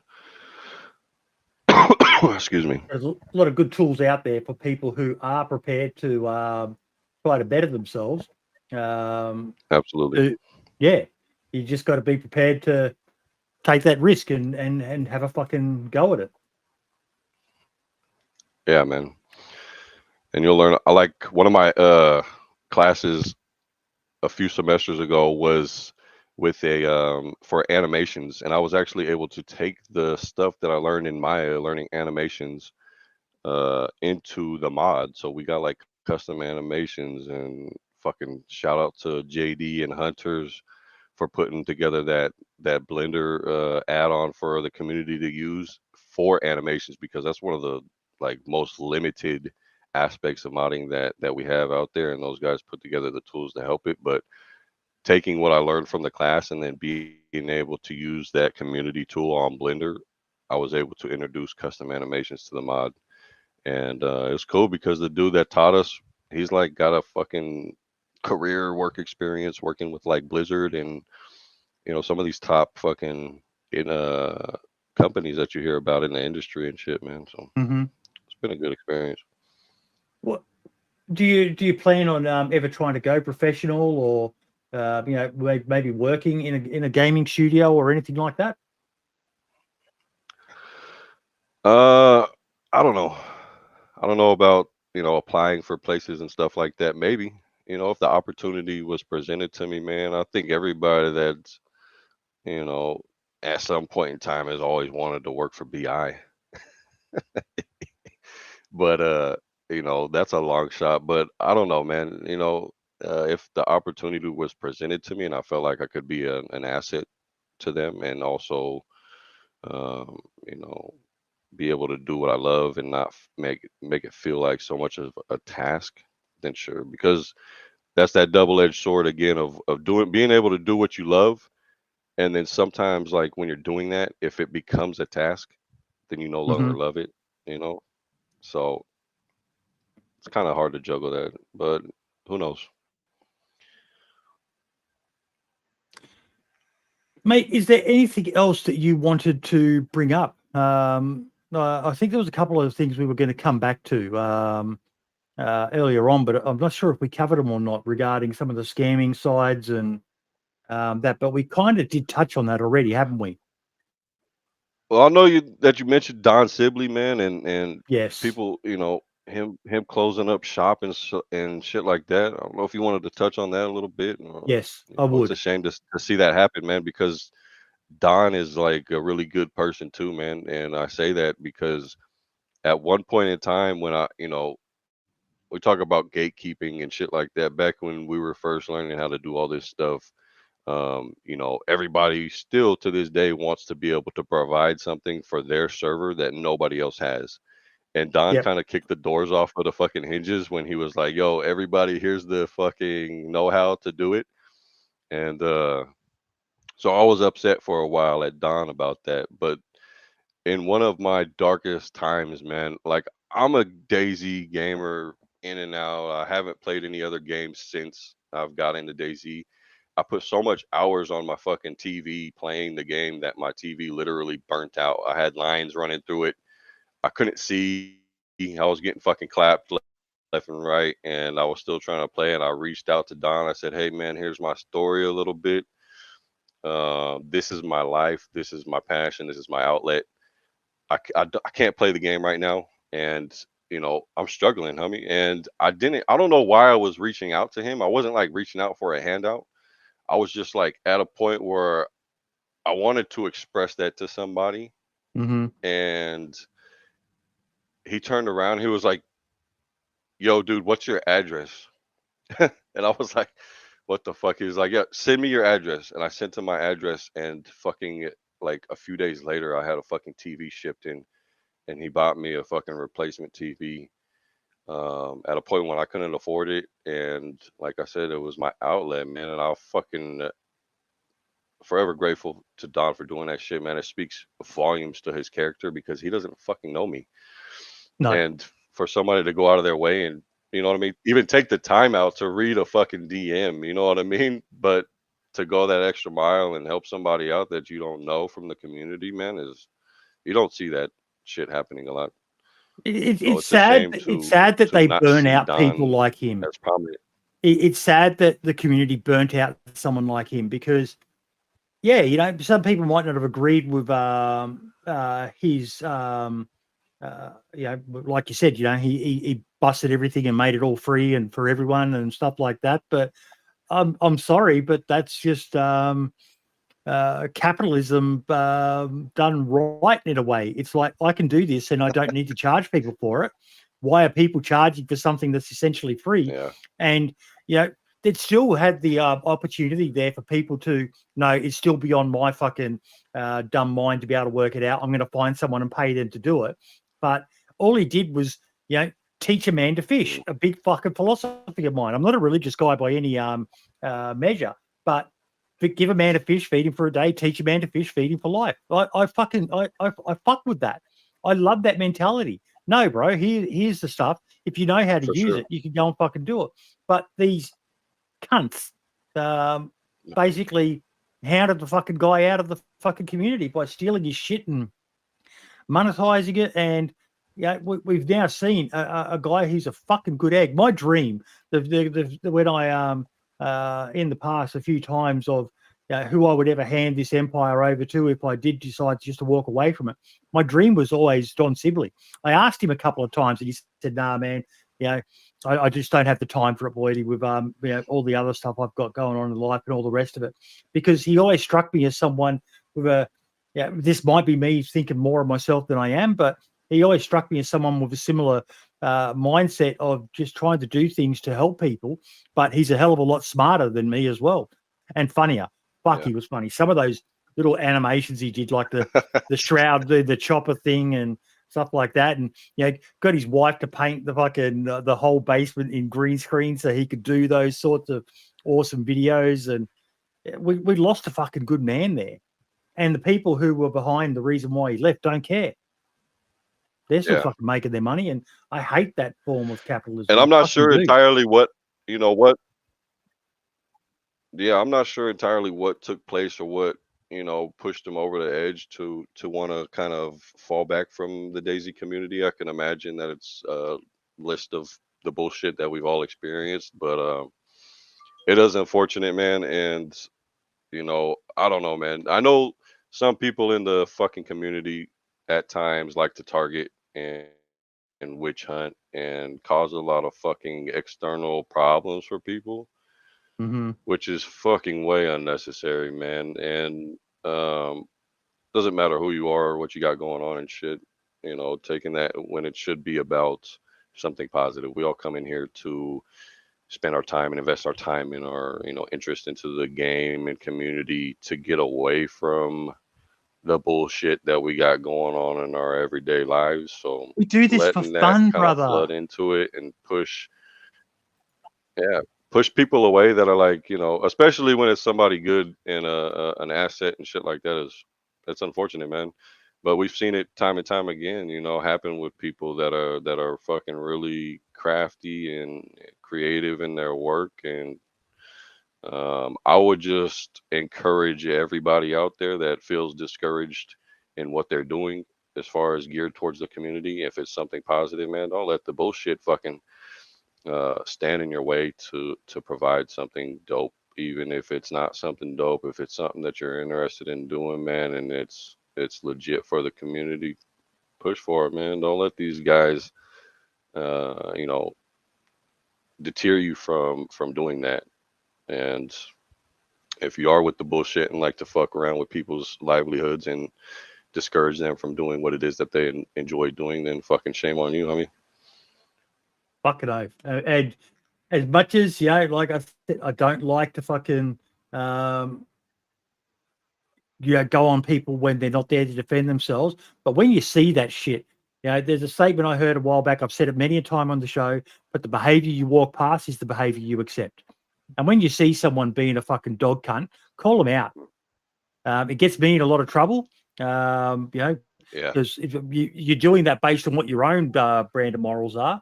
But if you don't stand up for what you believe in, can you call yourself a man? Like, I'm sorry, but I know that might be a hot take for some, but yeah, that's a hot take. It's a hill I'm prepared to die on. yeah. Like I said, man, if you're doing something dope, man, for the community, your actions are always gonna speak louder than the crowd, homie. And you know, fuck those guys if they don't have anything going on in their life and they want to slander you or take your work and steal it and shit like that. Then that's on them. There's plenty of people in the community that will stand behind you and support you and you know, make sure that everything is up on the up and up. There's not a lot of fucking policing from BI, unfortunately.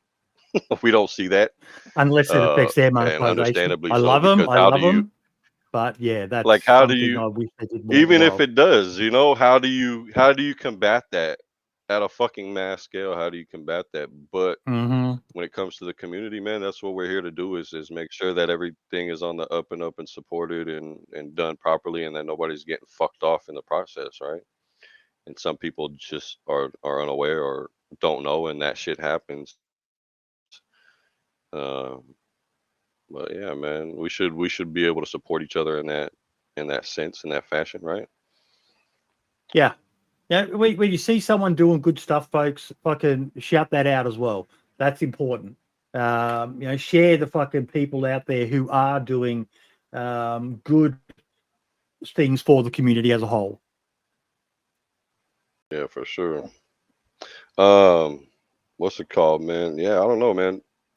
I know we had friendships on the list on the topic of discussions and stuff like that, man. And you Yeah. know, the people Who heard that you Bond meet send me from the name? community, fucking is incredible, man. I One of my best friends, Hector, he's out in the UK, man.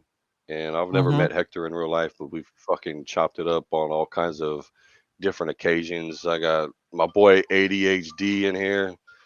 You know, you meet so many fucking people in the We community, do, man. man, We do. from all kinds of different walks of life. And it's like some of these, look, when I was going to court, I had people fucking sign a petition for me and just to speak on my character. And they didn't really give a fuck about any of that shit in court. California don't care, but it mattered a lot to me because here's all these people taking their time out and saying how ill fucking, you know, contributed to their outlet and spoke on my behalf. And man, Hector fucking spearheaded that shit for me and set it up. And TR and Rum and those guys, man, there's a fucking long list of people that have been supportive of me along the way. That is just like it's mind blowing, man. I got real friends that I've met through DayZ and the community, um, that you know you couldn't trade for the world, man. You don't find that kind of shit with people that you fucking know in your everyday life, you know, some of the time. So Yeah. and everybody's got friends like that that I've met throughout this experience, man, which is just fucking another. You don't see that kind of shit happening with other games and other communities, which is fucking amazing. You do to some extent, and I do think that because we're all so immersed in DayZ, we see that. But it's so easy, and we talked about it before. There's clicks and all the rest of it, and there are some elements that some would call toxic. But overall, for the most part, it's such a fucking great community. With the challenges that are faced for people with this game. With modding for it, coding for it, running servers for it, and what is it, a bloody 12-year-old game? For the most part, everyone really rallies together to help each other. And an example of that was Don buying you the TV. And this is in ways that are even just outside of the game. I did one a few years back where I found out the life story of one of my best mates I've made through DayZ, Moonshine, my boy from West Virginia, Mountain Mama. Living in a holler. He's fucking paralyzed. Lives in a wheelchair, and he was gaming on a fucking a computer with a 550 graphics card. So we fundraised and we managed to raise enough to buy him a really high quality gaming laptop that he can use in his bed and all the rest of it. Nice. And that's the sort of shit that people do. It's great when people do big fundraisers for hospitals and all the rest of it. But for me, it's those little more intimate ones that mean the more. And to find out Don did that for you, man, that's awesome. It just solidifies what I think of the guy, that he's a good fucking egg. Yeah, man, for sure. And like I said, like my good friend Keith is in here, man. He's one of the dudes that took the time. He fucking works full time. He's got kids. He's got a life outside of the DayZ scene and shit. And he took the time out along with my boy TR, who was really another one of those cases where it's like, I'm gonna fall back from the scene, man. I don't need this kind of shit in my life with the kind of bullshit that comes from it sometimes and the toxicity. But both of those guys stood up to the plate along with Hector throughout all the shit that they were going through and carried on that fucking I guess legacy or name, just the community and service that we were providing out to folks, because people were still fucking with the server and the Discord server. And, it was like, if I go away, man, I wanted to make sure that somebody was able to step in, hopefully not have a serious, difficult time in doing so. Because I had a little, anticipation leading up that I was going to have to go do my time and shit. But those guys stepped up to the plate and picked up the ball and fucking carried it home, man. The whole time I was gone, they did a great job. And you can't even ask somebody to do that shit, and they did it without me fucking asking, man. So that kind of love and support is powerful, man. It's powerful and it's much appreciated. Speaks volume to their characters as who they are and friends that you make along the way.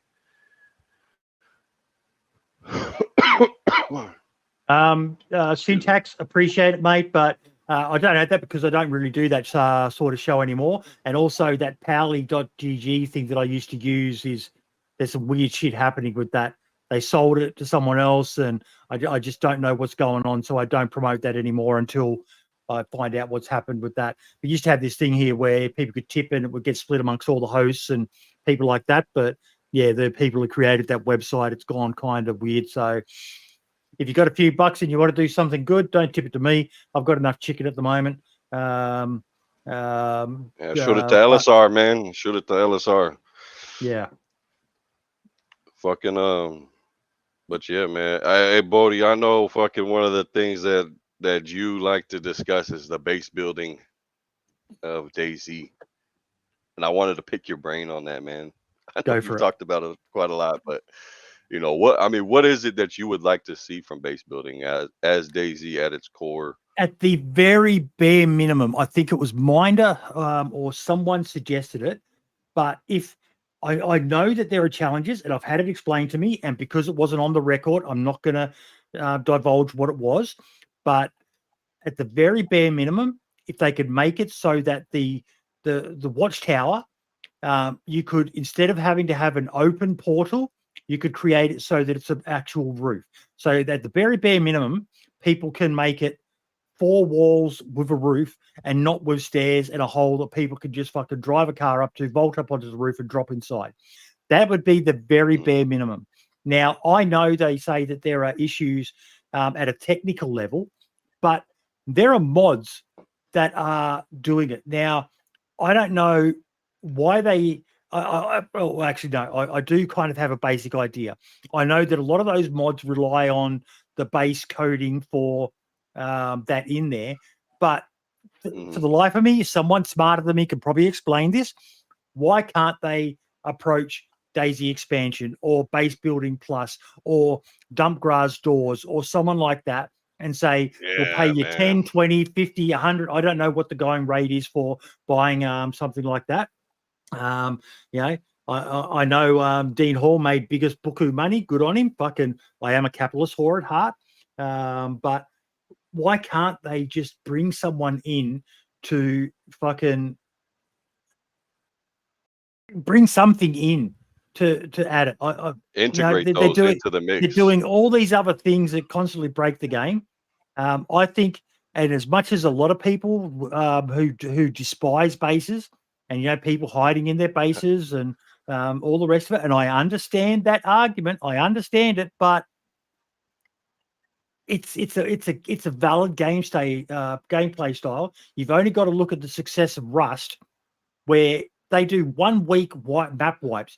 They announce a map wipe in DayZ of everything, a total fucking reset, and people lose their shit.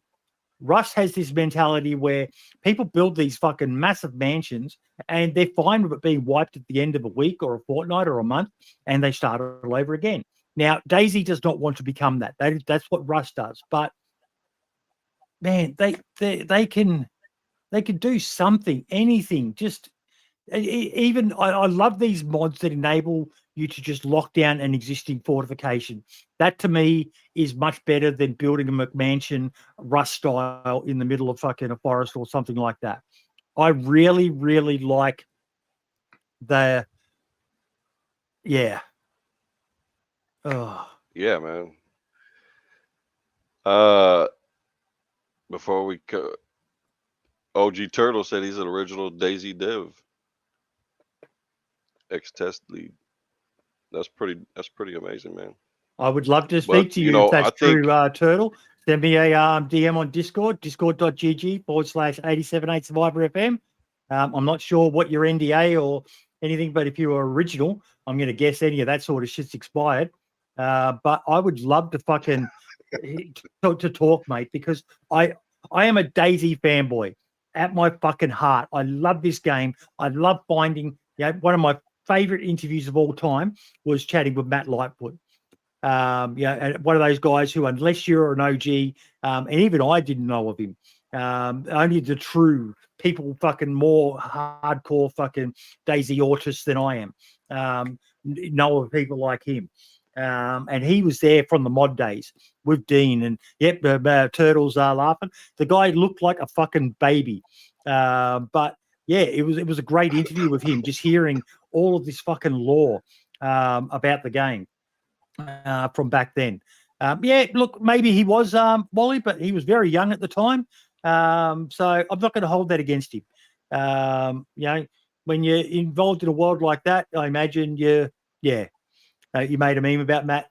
Yeah, look, I like the guy, so I'm going to defend him. But go watch the interview, Turtle, if you haven't.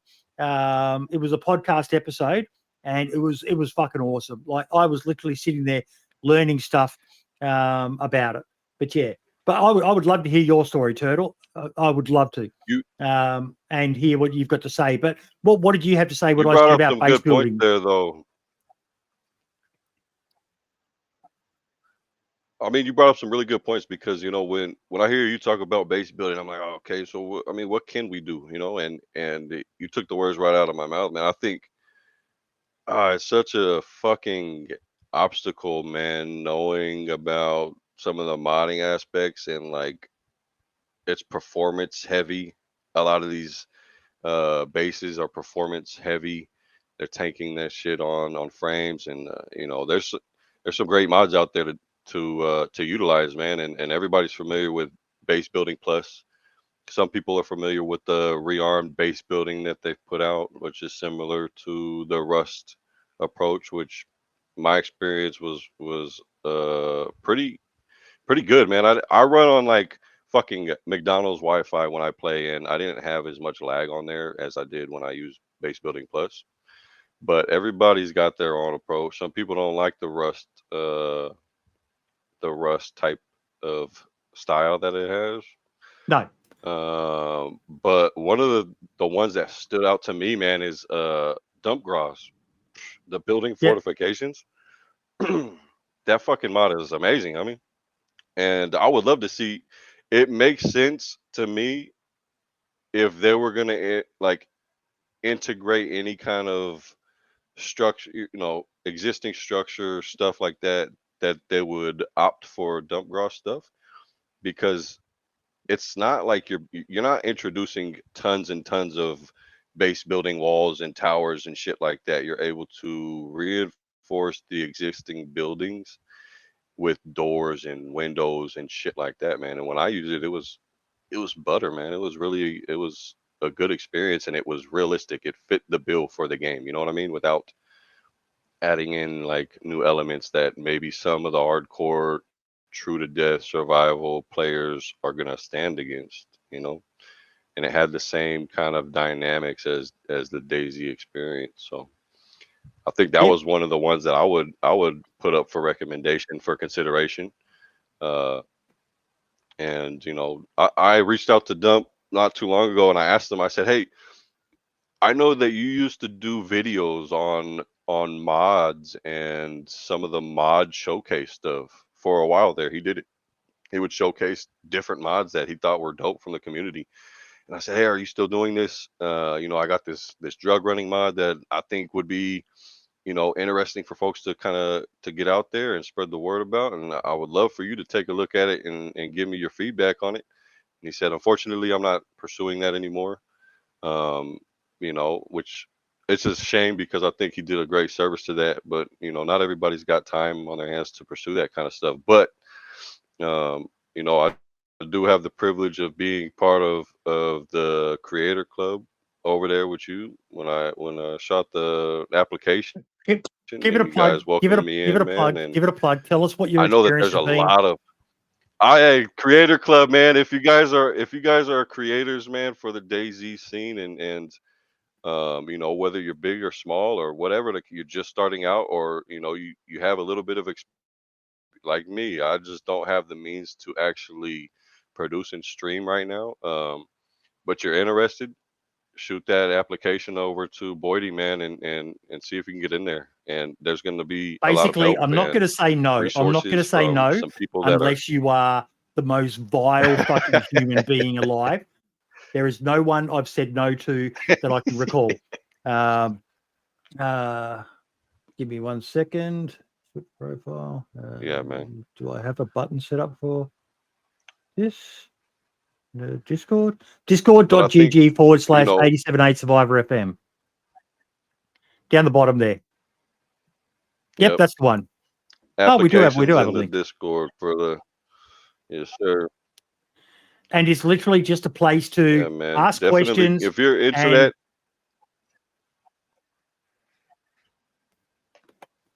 If you want. Yeah, man, get some, pick some brains and get some knowledge, man, because there's a lot of people in there that are willing to share their knowledge and experience and feedback and how to improve upon your craft.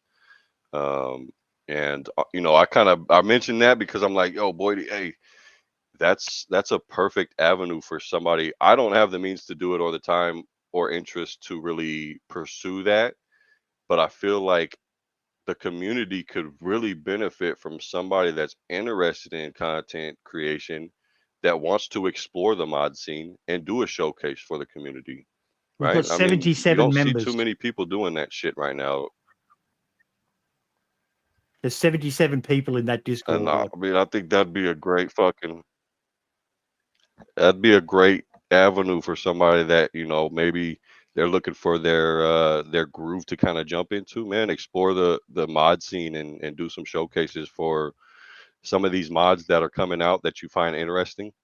And help spread the word for that, and It's what Mark used to do before he became the community and in turn, manager. And no one's really doing it that I can see. excuse me. Some good. Yeah.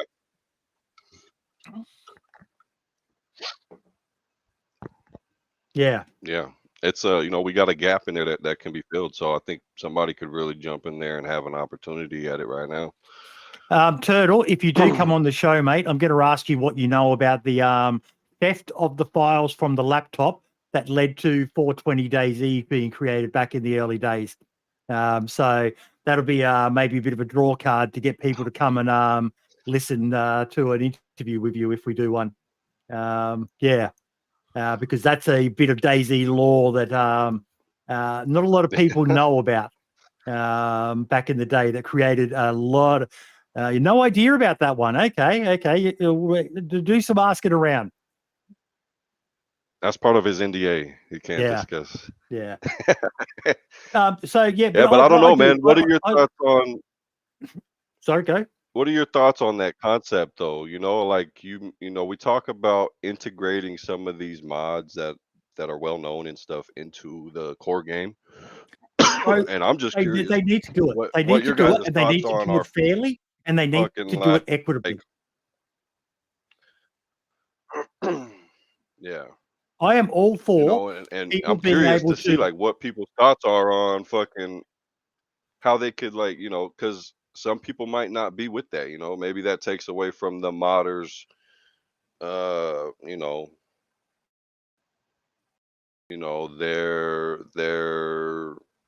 their goals or whatever, or some people don't want to sign over their rights or whatever, or take away from their efforts. But I mean, some of these things could really be implemented into the game, and then how much of the stuff that they're putting out in official updates is kind of pointless compared to some of the stuff that we could actually benefit from that the modding scene already has. And then how much are people willing to come off of there? I would love to interview Marek and ask him some questions about that, because we look at them and we've got the case example. The best example is what happened with Dean Hall. Dean Hall made a mod for Armor. They bought the rights off him. He made millions. He bought himself a Lambo. He climbed Mount Everest. He created his own gaming company that is still running to this day, Rocket Works in New Zealand. You read up on it. He runs some really good ethics with the way he runs his business. Basically unlimited leave and things like that. And he's running some quite crazy concepts with a lot of people, but it seems to be working well. His games are doing okay.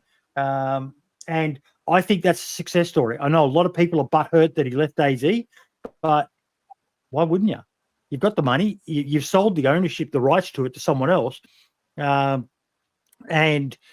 why wouldn't you go off and create your own thing? A lot of people would love to do that. Invent something that then gives you the money to be able to further your dreams and create more and more. I don't have an issue with that, and I don't understand why some people do, other than all I can think it is down to is jealousy that they didn't make bank like that. But I would love to see BI establish themselves as, and I think that they're a good company overall. They do get shit for some stuff, such as with the way that the mod store and that is run, but effectively they don't have an egregious model of monetization. They've released 3 paid mods for DayZ so far. You compare that to another game I play, World of Warships. Bro, the monetization model of that is fucking horrendous. It is disgusting. Is that right? And you look at these games with their battle passes and all the rest of it. DayZ has none of that. So I think BI criticize it for some, but for its monetization model is to be applauded. But I would love to see some of the modders around this game that are creating free content able to ethically monetize what they do to create better quality content, because there are very few people who are financially stable enough that they can make enough money in another avenue in their life and still devote the time and effort that goes into modding, which if you speak to most modders, it is essentially it is hard to mod for a game like DayZ, where every update, especially now, I do love DayZ Turtle. I do. I'm a bit out of love with it at the moment. I'm in the Rust sphere at the moment, but my heart is with DayZ. They flew me to Prague last year, Turtle, for one of the launches. I am a DayZ fanboy. They didn't fly me this year because I'm also a fucking because I speak my mind. But I will never not speak my mind, even if I'm wrong. I'll admit when I'm wrong, when someone convinces me I'm wrong. But yeah, and Reforger, I'm very interested in what's happening there. But it's so disappointing to me that it seems like they're almost scared to approach someone and say, "Hey, we would like to pay you." Maybe they have, and we just don't know about it. But there's some fucking out there. Like I look at some of the stuff that Rag Tyson does with his, the way he's made vehicles so much more immersive. I think that is a stellar idea for a game that is essentially the anti-game, but it all just seems like it's sadly to me, it looks like we're heading towards an easy access game. Like what Always Stream said earlier about why they made the spawns to make the entry barrier less and less. And I get it. I get that that's money. I get that that's players and more players is more money. But it also saddens me at its core that DayZ is heading that way to. It almost feels like it's becoming easier, and I don't like that. I really don't. Yeah. There's so many aspects of the game that really, if you take out of the equation, yes, it's fun. Yes, it caters to a certain type of play style, but and people enjoy playing like that. I enjoy playing a certain way as well at times. But if you take out something core mechanic to the game, and somewhere down the line you do end up fucking kicking yourself in the ass, I think, because those add up, right? Those features add up, and you gotta have the whole experience in there somewhere, man. Well, the other thing that pisses For me off, DayZ to Ill, be DayZ. the other thing that pisses me off about it is this game is a capitalist venture. They are making money. Bohemia Interactive are making money off of the work of modders, and servers are different because there are some servers that are just purely free to play, and then there are other servers where they're monetized. Karma Crew is probably a good example, Prior Q and all the rest of it. It's so easy for server owners to monetize, but modders, who are the backbone of DayZ, primarily on PC, to a lesser extent on console, but it's almost like they're anti-modders making any money from what they do, and that makes me scratch my fucking head. It's like they anyone who says that modders didn't save DayZ is a fucking retard with a capital fucking R. That one's for my boy fucking who hates me saying that word on Twitter. But why they make it so hard, and all that does is, in my opinion, like what we've seen here in Australia. They drove the price of legal cigarettes so far up that it created the black market underground of where a lot of dodgy shit is fucking happening, selling cheap cigarettes that everyone's buying. And you see that in the modding scene. There are some genuine good eggs, your hunters, your Rag Tysons and that, who are doing stuff purely for the love of it. But then there are the less than reputable people that are capitalizing on the fact that there's no well-managed modding scene where people can pay someone to create a mod. Yeah, you hear. Let me know in chat if you know of a story where someone got scammed paying for modding work. I know that there's going to be a lot of people saying yes. We all hear it. They paid someone on Fiverr, sure. They paid someone they met in a Discord, and they lost 100, 200, even more. Even so much fucking money, because it is so hard to find people. Plus, you then get the gatekeepers who are of the mindset, and I understand it, and I know that when you monetize something, that creates issues in itself. But there's people who who turn then, they look down on those who mod for money. Oh, you're one of them. You're a capitalist. It's it's it's it's frowned upon, man. It really is, and And I hate that. uh, it's one of those things, man. You got to look at it for, I guess, like we said, every story has three sides to it. You got to kind of, find the middle ground and see where everybody's coming from. And some are like really radical off to one side, and others are not. But you know, if somebody's putting their time and effort into something and creating something, then yeah, man, what the hell. The other side of that is kind of like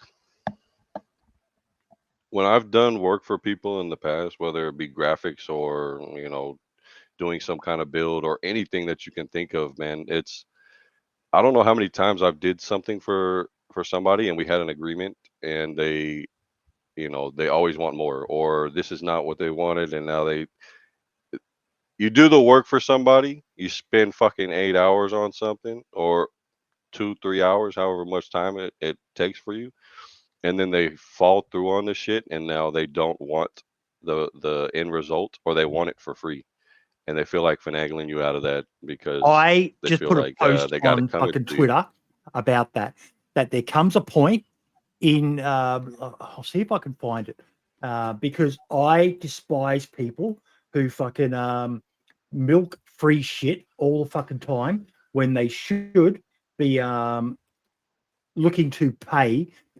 And there's a reason why I put it.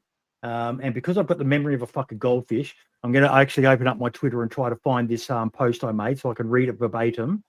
But let me go down. Sad thing is I'm fucking terminally online, so I'm going to have to scroll through about a million fucking of my random bullshit posts about anything. But where is it? Where is it? There comes a time in an online creator's career where they are making a sustainable income that they need to stop taking artwork, etc., to use in their job for free from people. It's a moral thing. I get it. Many folks like to make stuff for their favorite creators, but it places you in a precarious position, in my opinion. You can't complain about people developing a parasocial relationship for starters when they see you taking gifts from them. It's best to maintain a business relationship in this instance for obvious reasons. You already tread a fine line, in many cases, relying heavily on tips for a large amount of your income. If you haven't diversified to other forms of income, such as merchandise, advertisers, other platforms, etc. It's also important for your own frame of mind. What you do is a job. If you have no other job or intend to make this your full-time job, treat it as such. In nearly every other business stream in the world, the only time anyone will give you something for free is when they expect something in return. And that philosophy is missing from so many people in this community. Now, when you've got someone like a Hunter Z or a Rag Tyson, I've actually paid for stuff for Rag, not Rag, for Hunter. I don't make a big deal about it. I've spoken about it a couple of times, but I'm not making a big. I paid for Windstride, I think, to create the alligator or the crocodile skin vest that you can craft out of the items, because Hunter is an amazing modder. But Absolutely. he does what he does purely out of love for the game. From what I know, he's never monetized anything he's ever done. And he's very picky I about don't think so. what he does. And he does stuff for people pro bono as well. But he's definitely more of a teacher. And I'm like, hey, what can I do with my limited amount of income that I've got?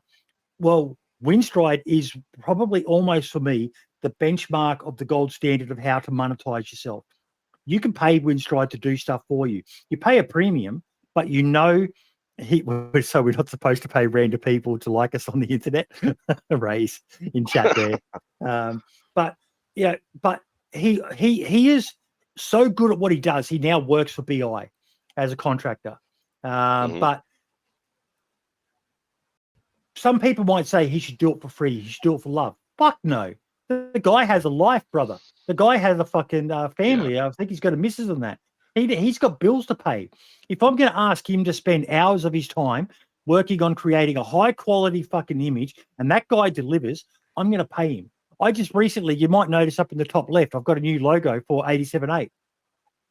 That wasn't done for free. I reached out to someone who I trust, my mate Connor at Custom DayZ Services. And And I asked him to redo it. He sent me a quote, and we agreed on a price. And I paid him, I think it was about 300 Australian dollar he dues, about 150 pounds for that and a bunch of other logos that he did for me. I don't. Nice. I have had stuff donated, but for the most part, that stuff goes straight back out to the community.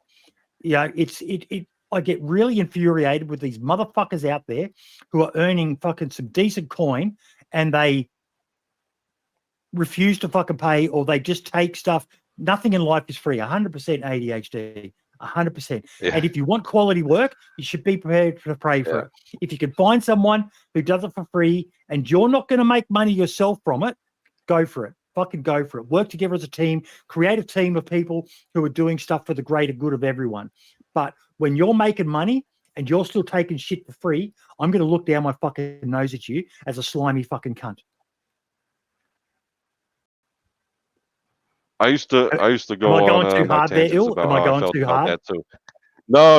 I mean, I can relate, man, because I mean, anybody that was part of the DayZ network, the Discord that we had running up for a long time, is still up, but not as active anymore. But I used to go on tangents back there, man, and we had like a really good, solid base of people from the community. We've had modders in there at times. They've left. We anticipated having the devs in there at times, and that's why we try to build it up to have a good standing and status. But like I used to go on rants in there at times because people would expect that that kind of stuff to be produced for them, whether it was graphics or whatever time spent, man. And it's like, homie, you would fucking pay anybody else in the world for their time spent doing something else, right? Elisar just said he had to fix his water heater. If somebody had to come to his house and fix his water heater for him, he would pay him. Yeah. Because that's what they're doing for them, right? It's their time spent. You don't know, and that's kind of why I had a hard time with everybody. Like nowadays, everybody wants to learn how to fucking rent a server and be a server admin and an owner and pursue that endeavor. But it's like, bro, if you don't know how to do something and somebody else does, right? Wouldn't you pay them for their time to do it? Or do you just, if you're not willing to learn and spend that fucking time, getting that knowledge and experience, then you should rightfully pay the next man who does. Ill, I you used are to the fucking worst have guest that I've that ever rant had all the on, time, brother. man. You are the worst guest I've ever had on. You know why? Because Hey, thank you. you started asking Why me is that? questions, and you're not meant to do that. You're not meant to ask me stuff because I will go on a rant and I will start fucking losing my shit because I have to suppress a lot of my fucking genuine emotions, bro. People think I'm fucking but you've got me about to do something. See this? I bought one of these. Nice. This was the That's like collector's limited editions edition. that came out, and I bought one of them. And actually, I think was it this one? No, it was that one. And when I got flown to Prague, the devs didn't tell us, but they actually sent us another one. And I had two, and I was like, "Fuck, I've got two." I didn't keep it. I went, "Great, now I've got one I Yeah. can fucking give away." And I gave it away, and I paid for the fucking postage to someone. Yeah, They man. won it randomly on the fucking show. I know of another creator who was on that. No, they kept it. They fucking gave it to their partner or something like that. And okay, so be it. But they turn around and tell me that I'm bad for the community and that I'm a stain on the community and things like that. And my golden retriever, he could tell I'm getting worked up. I've just had a little head pop up in my lap. But It's like, you all right, Daddy? yeah, this is the one who had a seizure. I've got two golden retrievers. But yeah, there you go. Gave it to Salted Jello, my boy. But yeah, it's What are you saying pause for, Rays? You're telling me to stop before I fucking incriminate myself and end up with even more people hating me? But yeah, it's just like When I you don't. mentioned when you mentioned the logo and stuff like that, and you got it from CDS over there, Connor and everything. You know who does another really good job for folks looking for stuff like that, and she she does a lot of the time, you know, on her own time and doesn't charge people. And then she does some really quality stuff that you do have to pay for. Is Kate? Pretty sure you know Kate. Kate from the arcade as well. Yeah, She's she's awesome. She's done from some out stuff for there. me. Yeah, yeah, yeah. Some of the stuff I sell on the website She does is a really good from job her too, as man. well. And you know, that's, you know, when you talk about giving away stuff like that, man, is I just you know, like doing limited it. It's why I do every edition month. I stuff do like my humble that. bundle. It's cool, man. You know, you've seen the thing popping up there Yeah. about my humble bundle link, and you know, if you're looking to buy games and they're selling it there, please do, because it gives me a few more dollars that I can use for stupid shit. You know, whether it be buy myself a bucket of chicken, or I pay for a subscription every month, and I get 8 free games, and I give them away every month. I don't think I've ever kept a single game from those. Yeah, from those games, I give them Yeah, you away. do that all the time, man. I And it's think you just did one something. at the beginning of the show here too. No, I I seen didn't do that. one this show. That was last Okay. week's with Not Frattin', because the codes reset again in about a week. So one of the episodes, and I like to do them Okay. during the live shows, and I don't advertise it because, again, you know, it's part of the reason why I'm a bit of a stain is I'm kind of an anti-creator in a sense. I did have a dream of one day, you know, being the next fucking Frankie or something like that, and I quickly realized I'm shit at the game. I'm just a survivalist fucking who could barely hit the side of a barn door, but I could talk underwater with a mouthful of fucking marbles. And I love hearing stories. I love I used sharing to think I was stories. good at it too until I got onto PC, man, and then I realized, you know, when I was starting to play on the only server that I've really been playing religiously is Beg for Mercy, man. Yep. On PC is PvP is good server, man. I've had a ton of fun. It's brought the fucking life back to the game for me and some of my buddies that used to play on console, and like I'm on there and it's pretty competitive PvP, man. And I'm like, fuck. Some of the dudes were like, "Yo, just go back to modding, man. Go back to modding and get off of the fucking PvP hype. Your trash, your fucking buns, all the shit that they would call you nowadays, you know." And I'm like, man, there's some truth to it, man. I felt a little rusty, but I played with Marks it's and fun, someone man. else on a You know. high PvP But that's server. cool. Giving away shit like Yeah, go the for it. Go. fucking I just seen the arcade, man. Like they, you know, Brandon from the arcade and Bigfoot, they're doing fucking giveaways all the time of cool And shit, man. And I like want to Kate clarify does that it's great that custom people like her work and exist, stuff. because if you are starting off, Hmm. you know, they always say don't go and fucking spend, you know, $2,000 on artwork and all the rest of the gear. Start off simple, but remember to pay it forward. Remember to pay it forward, folks. Like the original 87.8 logo was something I took for free, but that was something very special for me because the guy who designed it was someone who is GOAT tier for me, and that's Asmondian. I had an idea, and Asmondian, when we were first starting 87.8 Survivor FM, Fucking he created the logo, and I just went, that is fucking exactly what I want. It represents DayZ. And even now in my Rust, I've got Rust server here in Australia. The server's called 87.8 Survivor FM. Even though it makes no sense to people on Rust, but I'm big on law and I'm big on paying it forward and all the rest of it. And when people have asked, I've explained and I've said, yeah, it's the default radio channel on DayZ is 87.8.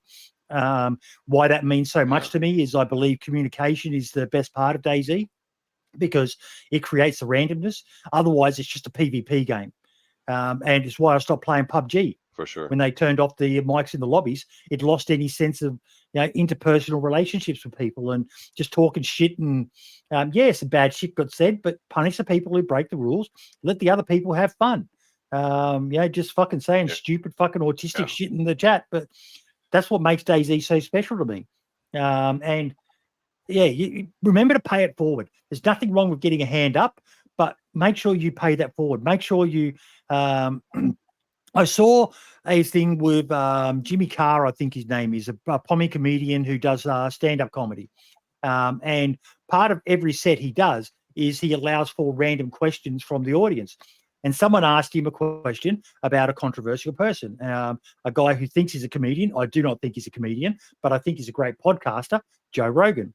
And the guy said to him, "What do you think of Joe Rogan?" And he said, "I love the guy." And he said, "He is the perfect example of someone who has extended the ladder down." And when you think about that, regardless of, Joe likes to say he's a comedian. He's not. He's a student of comedy. He loves comedy and he's passionate about it. But it's kind of like saying I'm a DayZ PvP Chad. No, I'm not.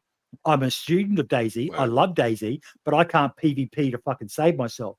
But that doesn't mean I hate it. And I will showcase people who are great at PvP, your Toprex and your vigilante gamers and that, these people who are on a whole fucking different level to the rest of us plebs, because I'm privileged to witness it. But Joe Rogan, whether you love him or hate him, you definitely can't say he doesn't help out those below him.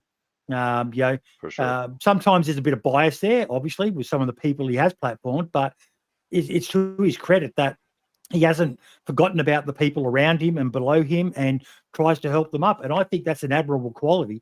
And anyone who does the same, I think that's fucking awesome. Yeah. And I mean, that's what it's, at the core of it, man, at the end of the day, we got to take time to appreciate, man, even in the most toxic PvP situations and servers and communities out there, man, like, do you understand how much time and effort goes behind the scenes of putting together these things? And, just have some appreciation for the next man that's nobody's getting, not a lot of people are getting paid for this shit. And for folks to really take the time out in their day, man, then we should have some appreciation. And when I thank you again for having me on the show and being able to come on Brother, here and it's talk, been a man, good because one. I was joking when I said I you were want the to worst plug guest ever. everybody I know, like shit, forgive me if I left anybody out, mama. I love nah. I want to thank Jesus, my But mother. hey, Jesus is life, man, and that's a whole nother podcast. I know you just had Buddy on here, Priestify, that gave his Yep. his story and He was a testimony. And good guest. He was a good guest, Jesus, Priest Five. I'll share this with you guys, man. Look, when I was going through my rough patch in life, I was at a point where I was hearing things that I'm convinced was real, and you couldn't tell me otherwise. And it got really dark. And the only when I was going through, my sentence and doing my time and everything, I had an opportunity to really get close to God. And I know, Boyd, we've talked in the past private sessions, when you had your stroke and your wife had her incident, and you guys both had yours, and we spoke about, Jesus, and Jesus saved my life, man. And I can't say anything other than I know for a fact that he's real, and I got to give a solid acknowledgement to that too, because even before coming in here today, I prayed on it, that it would go well and we'd have a good He has, show. And man. It's been awesome. yeah, he hasn't let me down. So Jesus is definitely on the list, man. And we're in some dark times, and a lot of convoluted confusion and stuff, So And there's a lot of people he's rediscovering their always there, faith. though, man. I've even been thinking on it myself. Like I'm still on the fence, but everything that's been happening of late, and everyone knows what we're talking about. It's like, yeah, we're living in we're living in interesting times. That I think I said it last week as well. But that old For sure. Chinese curse, "May you live in interesting times," brother. We are living in fucking interesting times right now. Yes, we are. Yes, we are, for sure. It's scary, man, but I think we, being able to come on here and despite what everybody's going through in their real life situation, I mean, there's some folks from the community, like one of the guys from the modding community, Yuval. He's out in Israel, I believe, and that was when they were getting bombed and shit. And I didn't know the dude. He put out some great fucking work for us on the modding scene to be able to utilize VS Code to integrate with the game files and have a solid little framework for that to utilize. And it's top notch. great fucking you know, add on for the extension on there. But he's out in Israel, man. And I didn't know him. I hit him up and I'm like, yo, bro, I knew that he had mentioned that he was from out there. And I said, yo, I don't know you, man. I just want to, you know, I want to reach out, make sure you're all right. Say a prayer for you and your family. And we had a good conversation after that for like an hour and shit. But yeah, man, there's, you know, we're able to tap in with people from all over the world in the community, and despite what's going on around us and shit, be able to find some you know, connection and Mm-hmm. uh, purpose in what we're doing, you know, which is priceless, man. Well, I've connected with OG Turtle, so that might make for a very interesting episode coming up in the near future. Here's some OG DayZ lore live on stream. But yeah, no, I'm excited for Did you that. see And the recent video that fucking, I think it was Rav Plays, where he did the episode on the lore behind DayZ? Have you seen that one? I've seen a few. If there's been one that dropped just recently, I haven't seen it, but I do need to check it out if there's been one because I love Yeah, I watching don't know those how sorts of recent it videos. was, but it was pretty good. Mm. Yeah, man. Another For video I sure. want to shout out is Caddyshack Clay's the Inside the Mind of a Survivor that she did for university. If you haven't seen that one, let me see if I can find it. Where is she? Where's my girl? Sverograd Field. Let me scroll up and find there we go. A Survivor's Mind, the Humanities in DayZ. And videos like this, just bruh, I fucking love watching them because it's all about the psychology of this game that we all love so much. And she did this It for gets deep. university and got an A from her fucking professor on it. A video game that covers, Excuse me. psychology. It's just like, yeah, there's not many games that'll bring these emotions out, and you like DayZ do.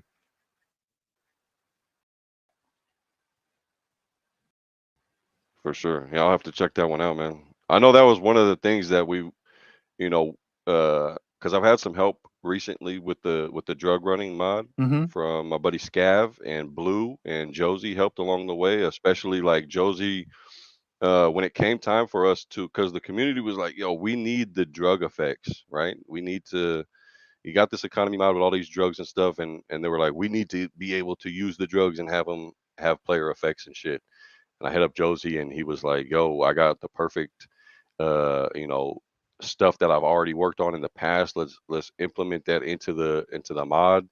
And I'm like, fuck yeah, man, because he's done some fucking dope ass work with the particles and you know, player effects and shit. Like he did a fucking mod that you could actually become the infected uh from getting into contact with them, like an advanced Kuru, where you become in the mind state of the infected and shit. So it's like Josie's Kuru Plus, but he had the framework for some of his effects, and this tied into. You could see it most in the like if you were to try out the mod and then take some of the psilocybin mushrooms, it's probably the most visually auditory heavy experience that you can have from those drugs in there. But we built off of that, and like it's a trip, man. I was mind blown when I seen what we put together, like going in there and taking them, and then like you'll be running through the fucking woods at night, and then you'll hear all kinds of random shit, bombs Mm-hmm. going off, ghosts popping up. Um, you know, so that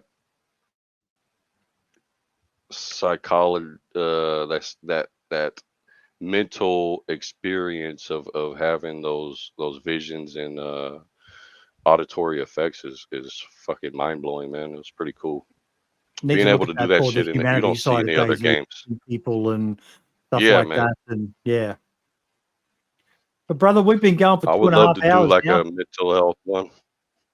I did Yeah, just man. find the video. It dropped 8 days ago. The one you were talking about from Rab Plays. I shared it in chat there.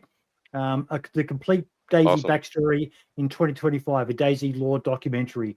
52,000 views. He dropped it 8 days ago. That should have way more views than that. That's kind of a crime that it doesn't have more than that. The Running Man dropped his Yeah, I'm video sure talking people about will the spawn system, and that's got plug 64 into it. views.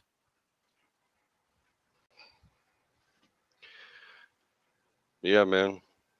I think the only things that we didn't quite touch on, man, was like, I don't know. We got a little bit of time here. We'll wrap it up. But I know we had mentioned, you know, for folks that are like in the community and trying to establish themselves and stuff like that. And I had a lot of experience in doing so early stages. So I'm Mm-hmm. not sure how much No, of go for it. this stuff is still available. But one of the things that I sought out to do when we first got started with the network was to reach out and network with other factors of the community, and one of those being was I Survive.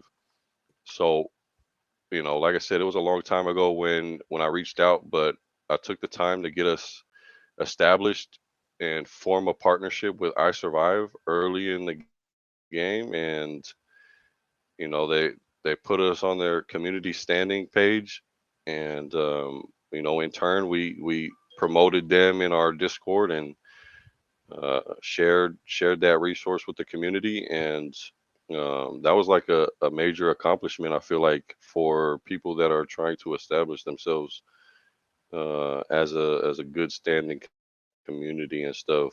Mex over there and Marcus helped us out a ton in those early days, getting established as a community. Um, that option, I don't know if they still do that for folks, but it's, network with the community, man. These people are out there willing to work with folks that are serious about what they're doing. And there's some good people, man. It's an honor to be able to say, you know what I mean? Like when I click on the communities page for that, to have it at the top is fucking, it's an honor to be able to share with folks and shit. And we talked about the monetization process. Well, not so much the process and stuff, but the topic of, and if you're serious with your community, man, and you're not just out for fucking taking advantage, but you actually have a legit community that you put time and effort into, and you're not monetized, I would, look into it and see what it's about, man, and go through the process to have it become official and have some recognition as a good standing community that they are aware of. You need to set up a website and shit like that and have them go through the process, but it's worth it, man. It's worth it, to have that standing and maintain a good reputation with these people that we're out there interacting with. Ill, you've inspired me, mate. I just put a post up in the 87.8 Discord. If anyone watching or anyone in the Discord is good at web design, I've got an idea that I discussed with Ill before we started the show that I've been thinking about for a long time now, and I think it's finally time to get something happening with it. And that's, I want to create a portal that is just basically like a directory that if when people Google how to mod in DayZ, this will hopefully be one of the first searches, and it doesn't give them all the answers. It points them to the here's one of my favorite words, plethora of resources that are out there, but they're so fucking far flung and scattered that it's hard to find them all. And basically be just like an index of, okay, so you want to learn about content creation. Here's some great videos. You want to learn about map design. Here's some great videos. Here's some great websites. Here's some great tools. Links to blogs, links to blurbs, links to Discords, links to websites, links to channels that cover that, so that people can find, and we can vet it a bit and make sure we've only got some reputable good eggs on there, and links for scripting, links for all sorts of stuff, to be able to help people help themselves. And Yeah, for the sure. only requirement will be pay it forward, if you can, in some way help promote someone else out. And people can lodge a suggested recommendation for it, and we'll vet it and make sure it's okay. And then if it is, add it. Hunter's got some great tools out there teaching people how to learn animations in DayZ, which is probably one of the hardest things to do at the moment. Yep. He makes it look so fucking easy. His horse stuff is just god tier. But yeah, to learn Drive-by that, shooting is legendary. yeah. So if anyone is good at that, Yeah, hit me up. yeah, for sure. I'm not sure how much he'd be willing to, but definitely, War Dog is out there. I know he spoke on that topic a little bit before too, and is, he's expressed in the past that he's interested for folks that are serious in taking on that kind of endeavor to, network and get together. So maybe you guys could whip something up in that direction. Yeah. Yeah, and that's it, because I would need input from people who understand this shit, because for me, I've got an idea, but I need an expert, someone like a War Dog, DeOne, so many. Yeah.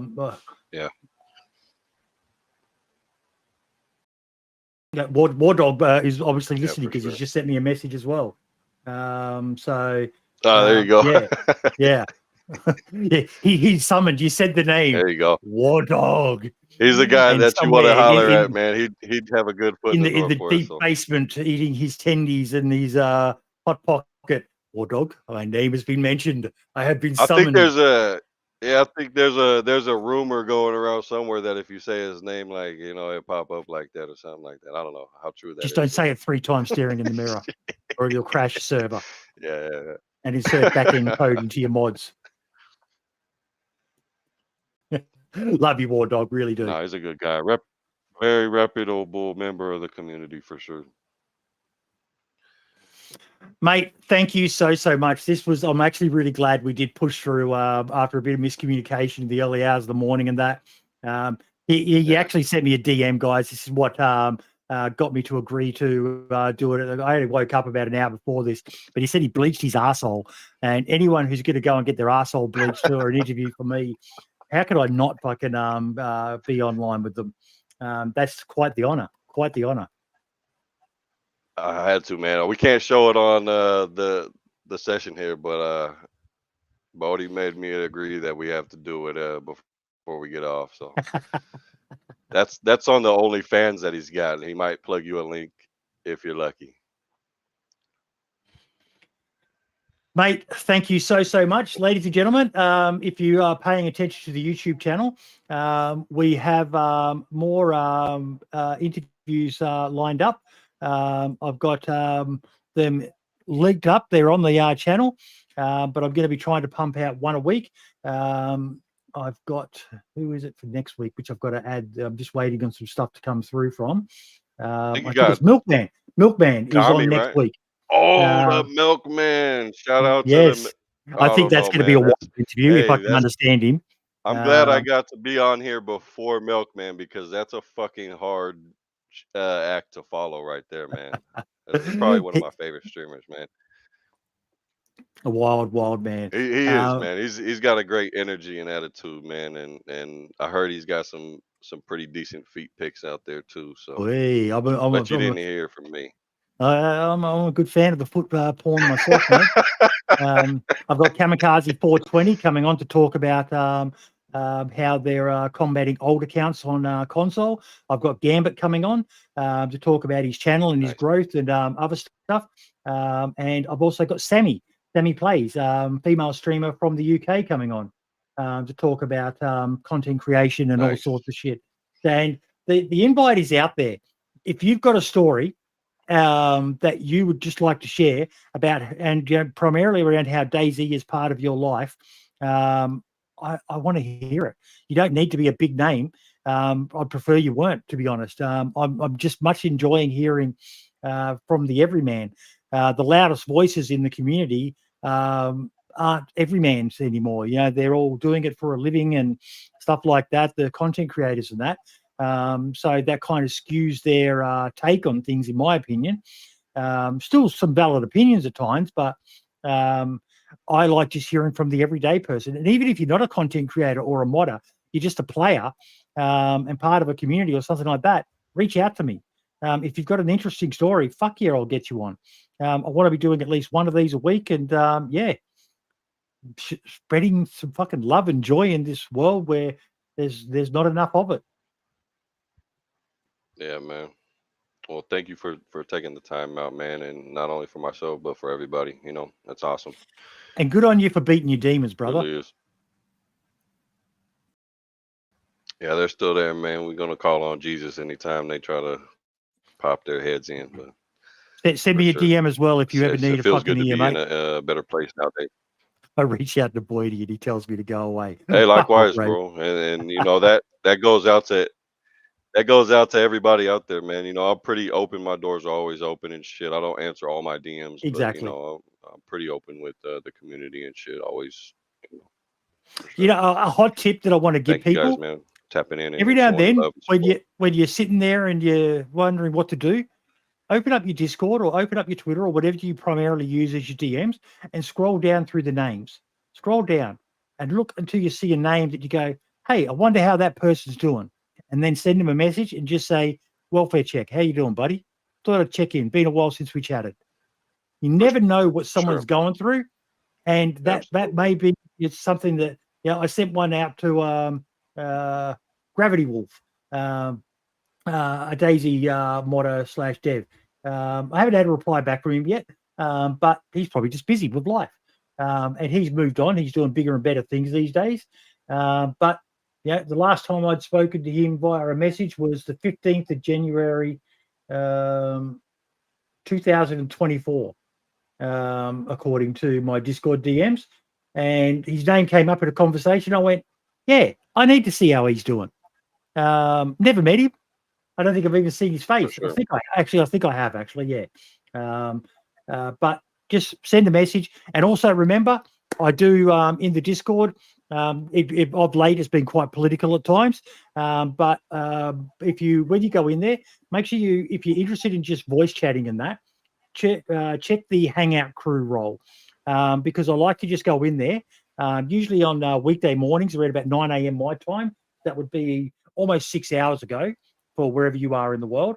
And whenever I do it, I tag at Hangout crew that I'm going to be in the Discord, and you can come in and join and talk shit. Basically like we're doing now, but off stream. And we talk about anything and everything from fucking the latest political shit to whatever's happening in the DayZ community and just shit in general. Just a chance to, you know, sit back and just chat and connect with some people. Yeah. For sure. And Noah, definitely that's a good place to start at for sure. I have to come and get some of that free chicken, man. If you don't know what we're talking about, go watch the Age of Vanilla podcast I did with Noah and the lads from the Age of Vanilla or community server. But yeah, I'm glad you all enjoyed it, folks, and I will see you next time. Next week, I'll be putting that up sometime during the week, the link for it and everything with Milkman. But I'm really excited for that one because he is a fucking live wire, that lad, isn't he?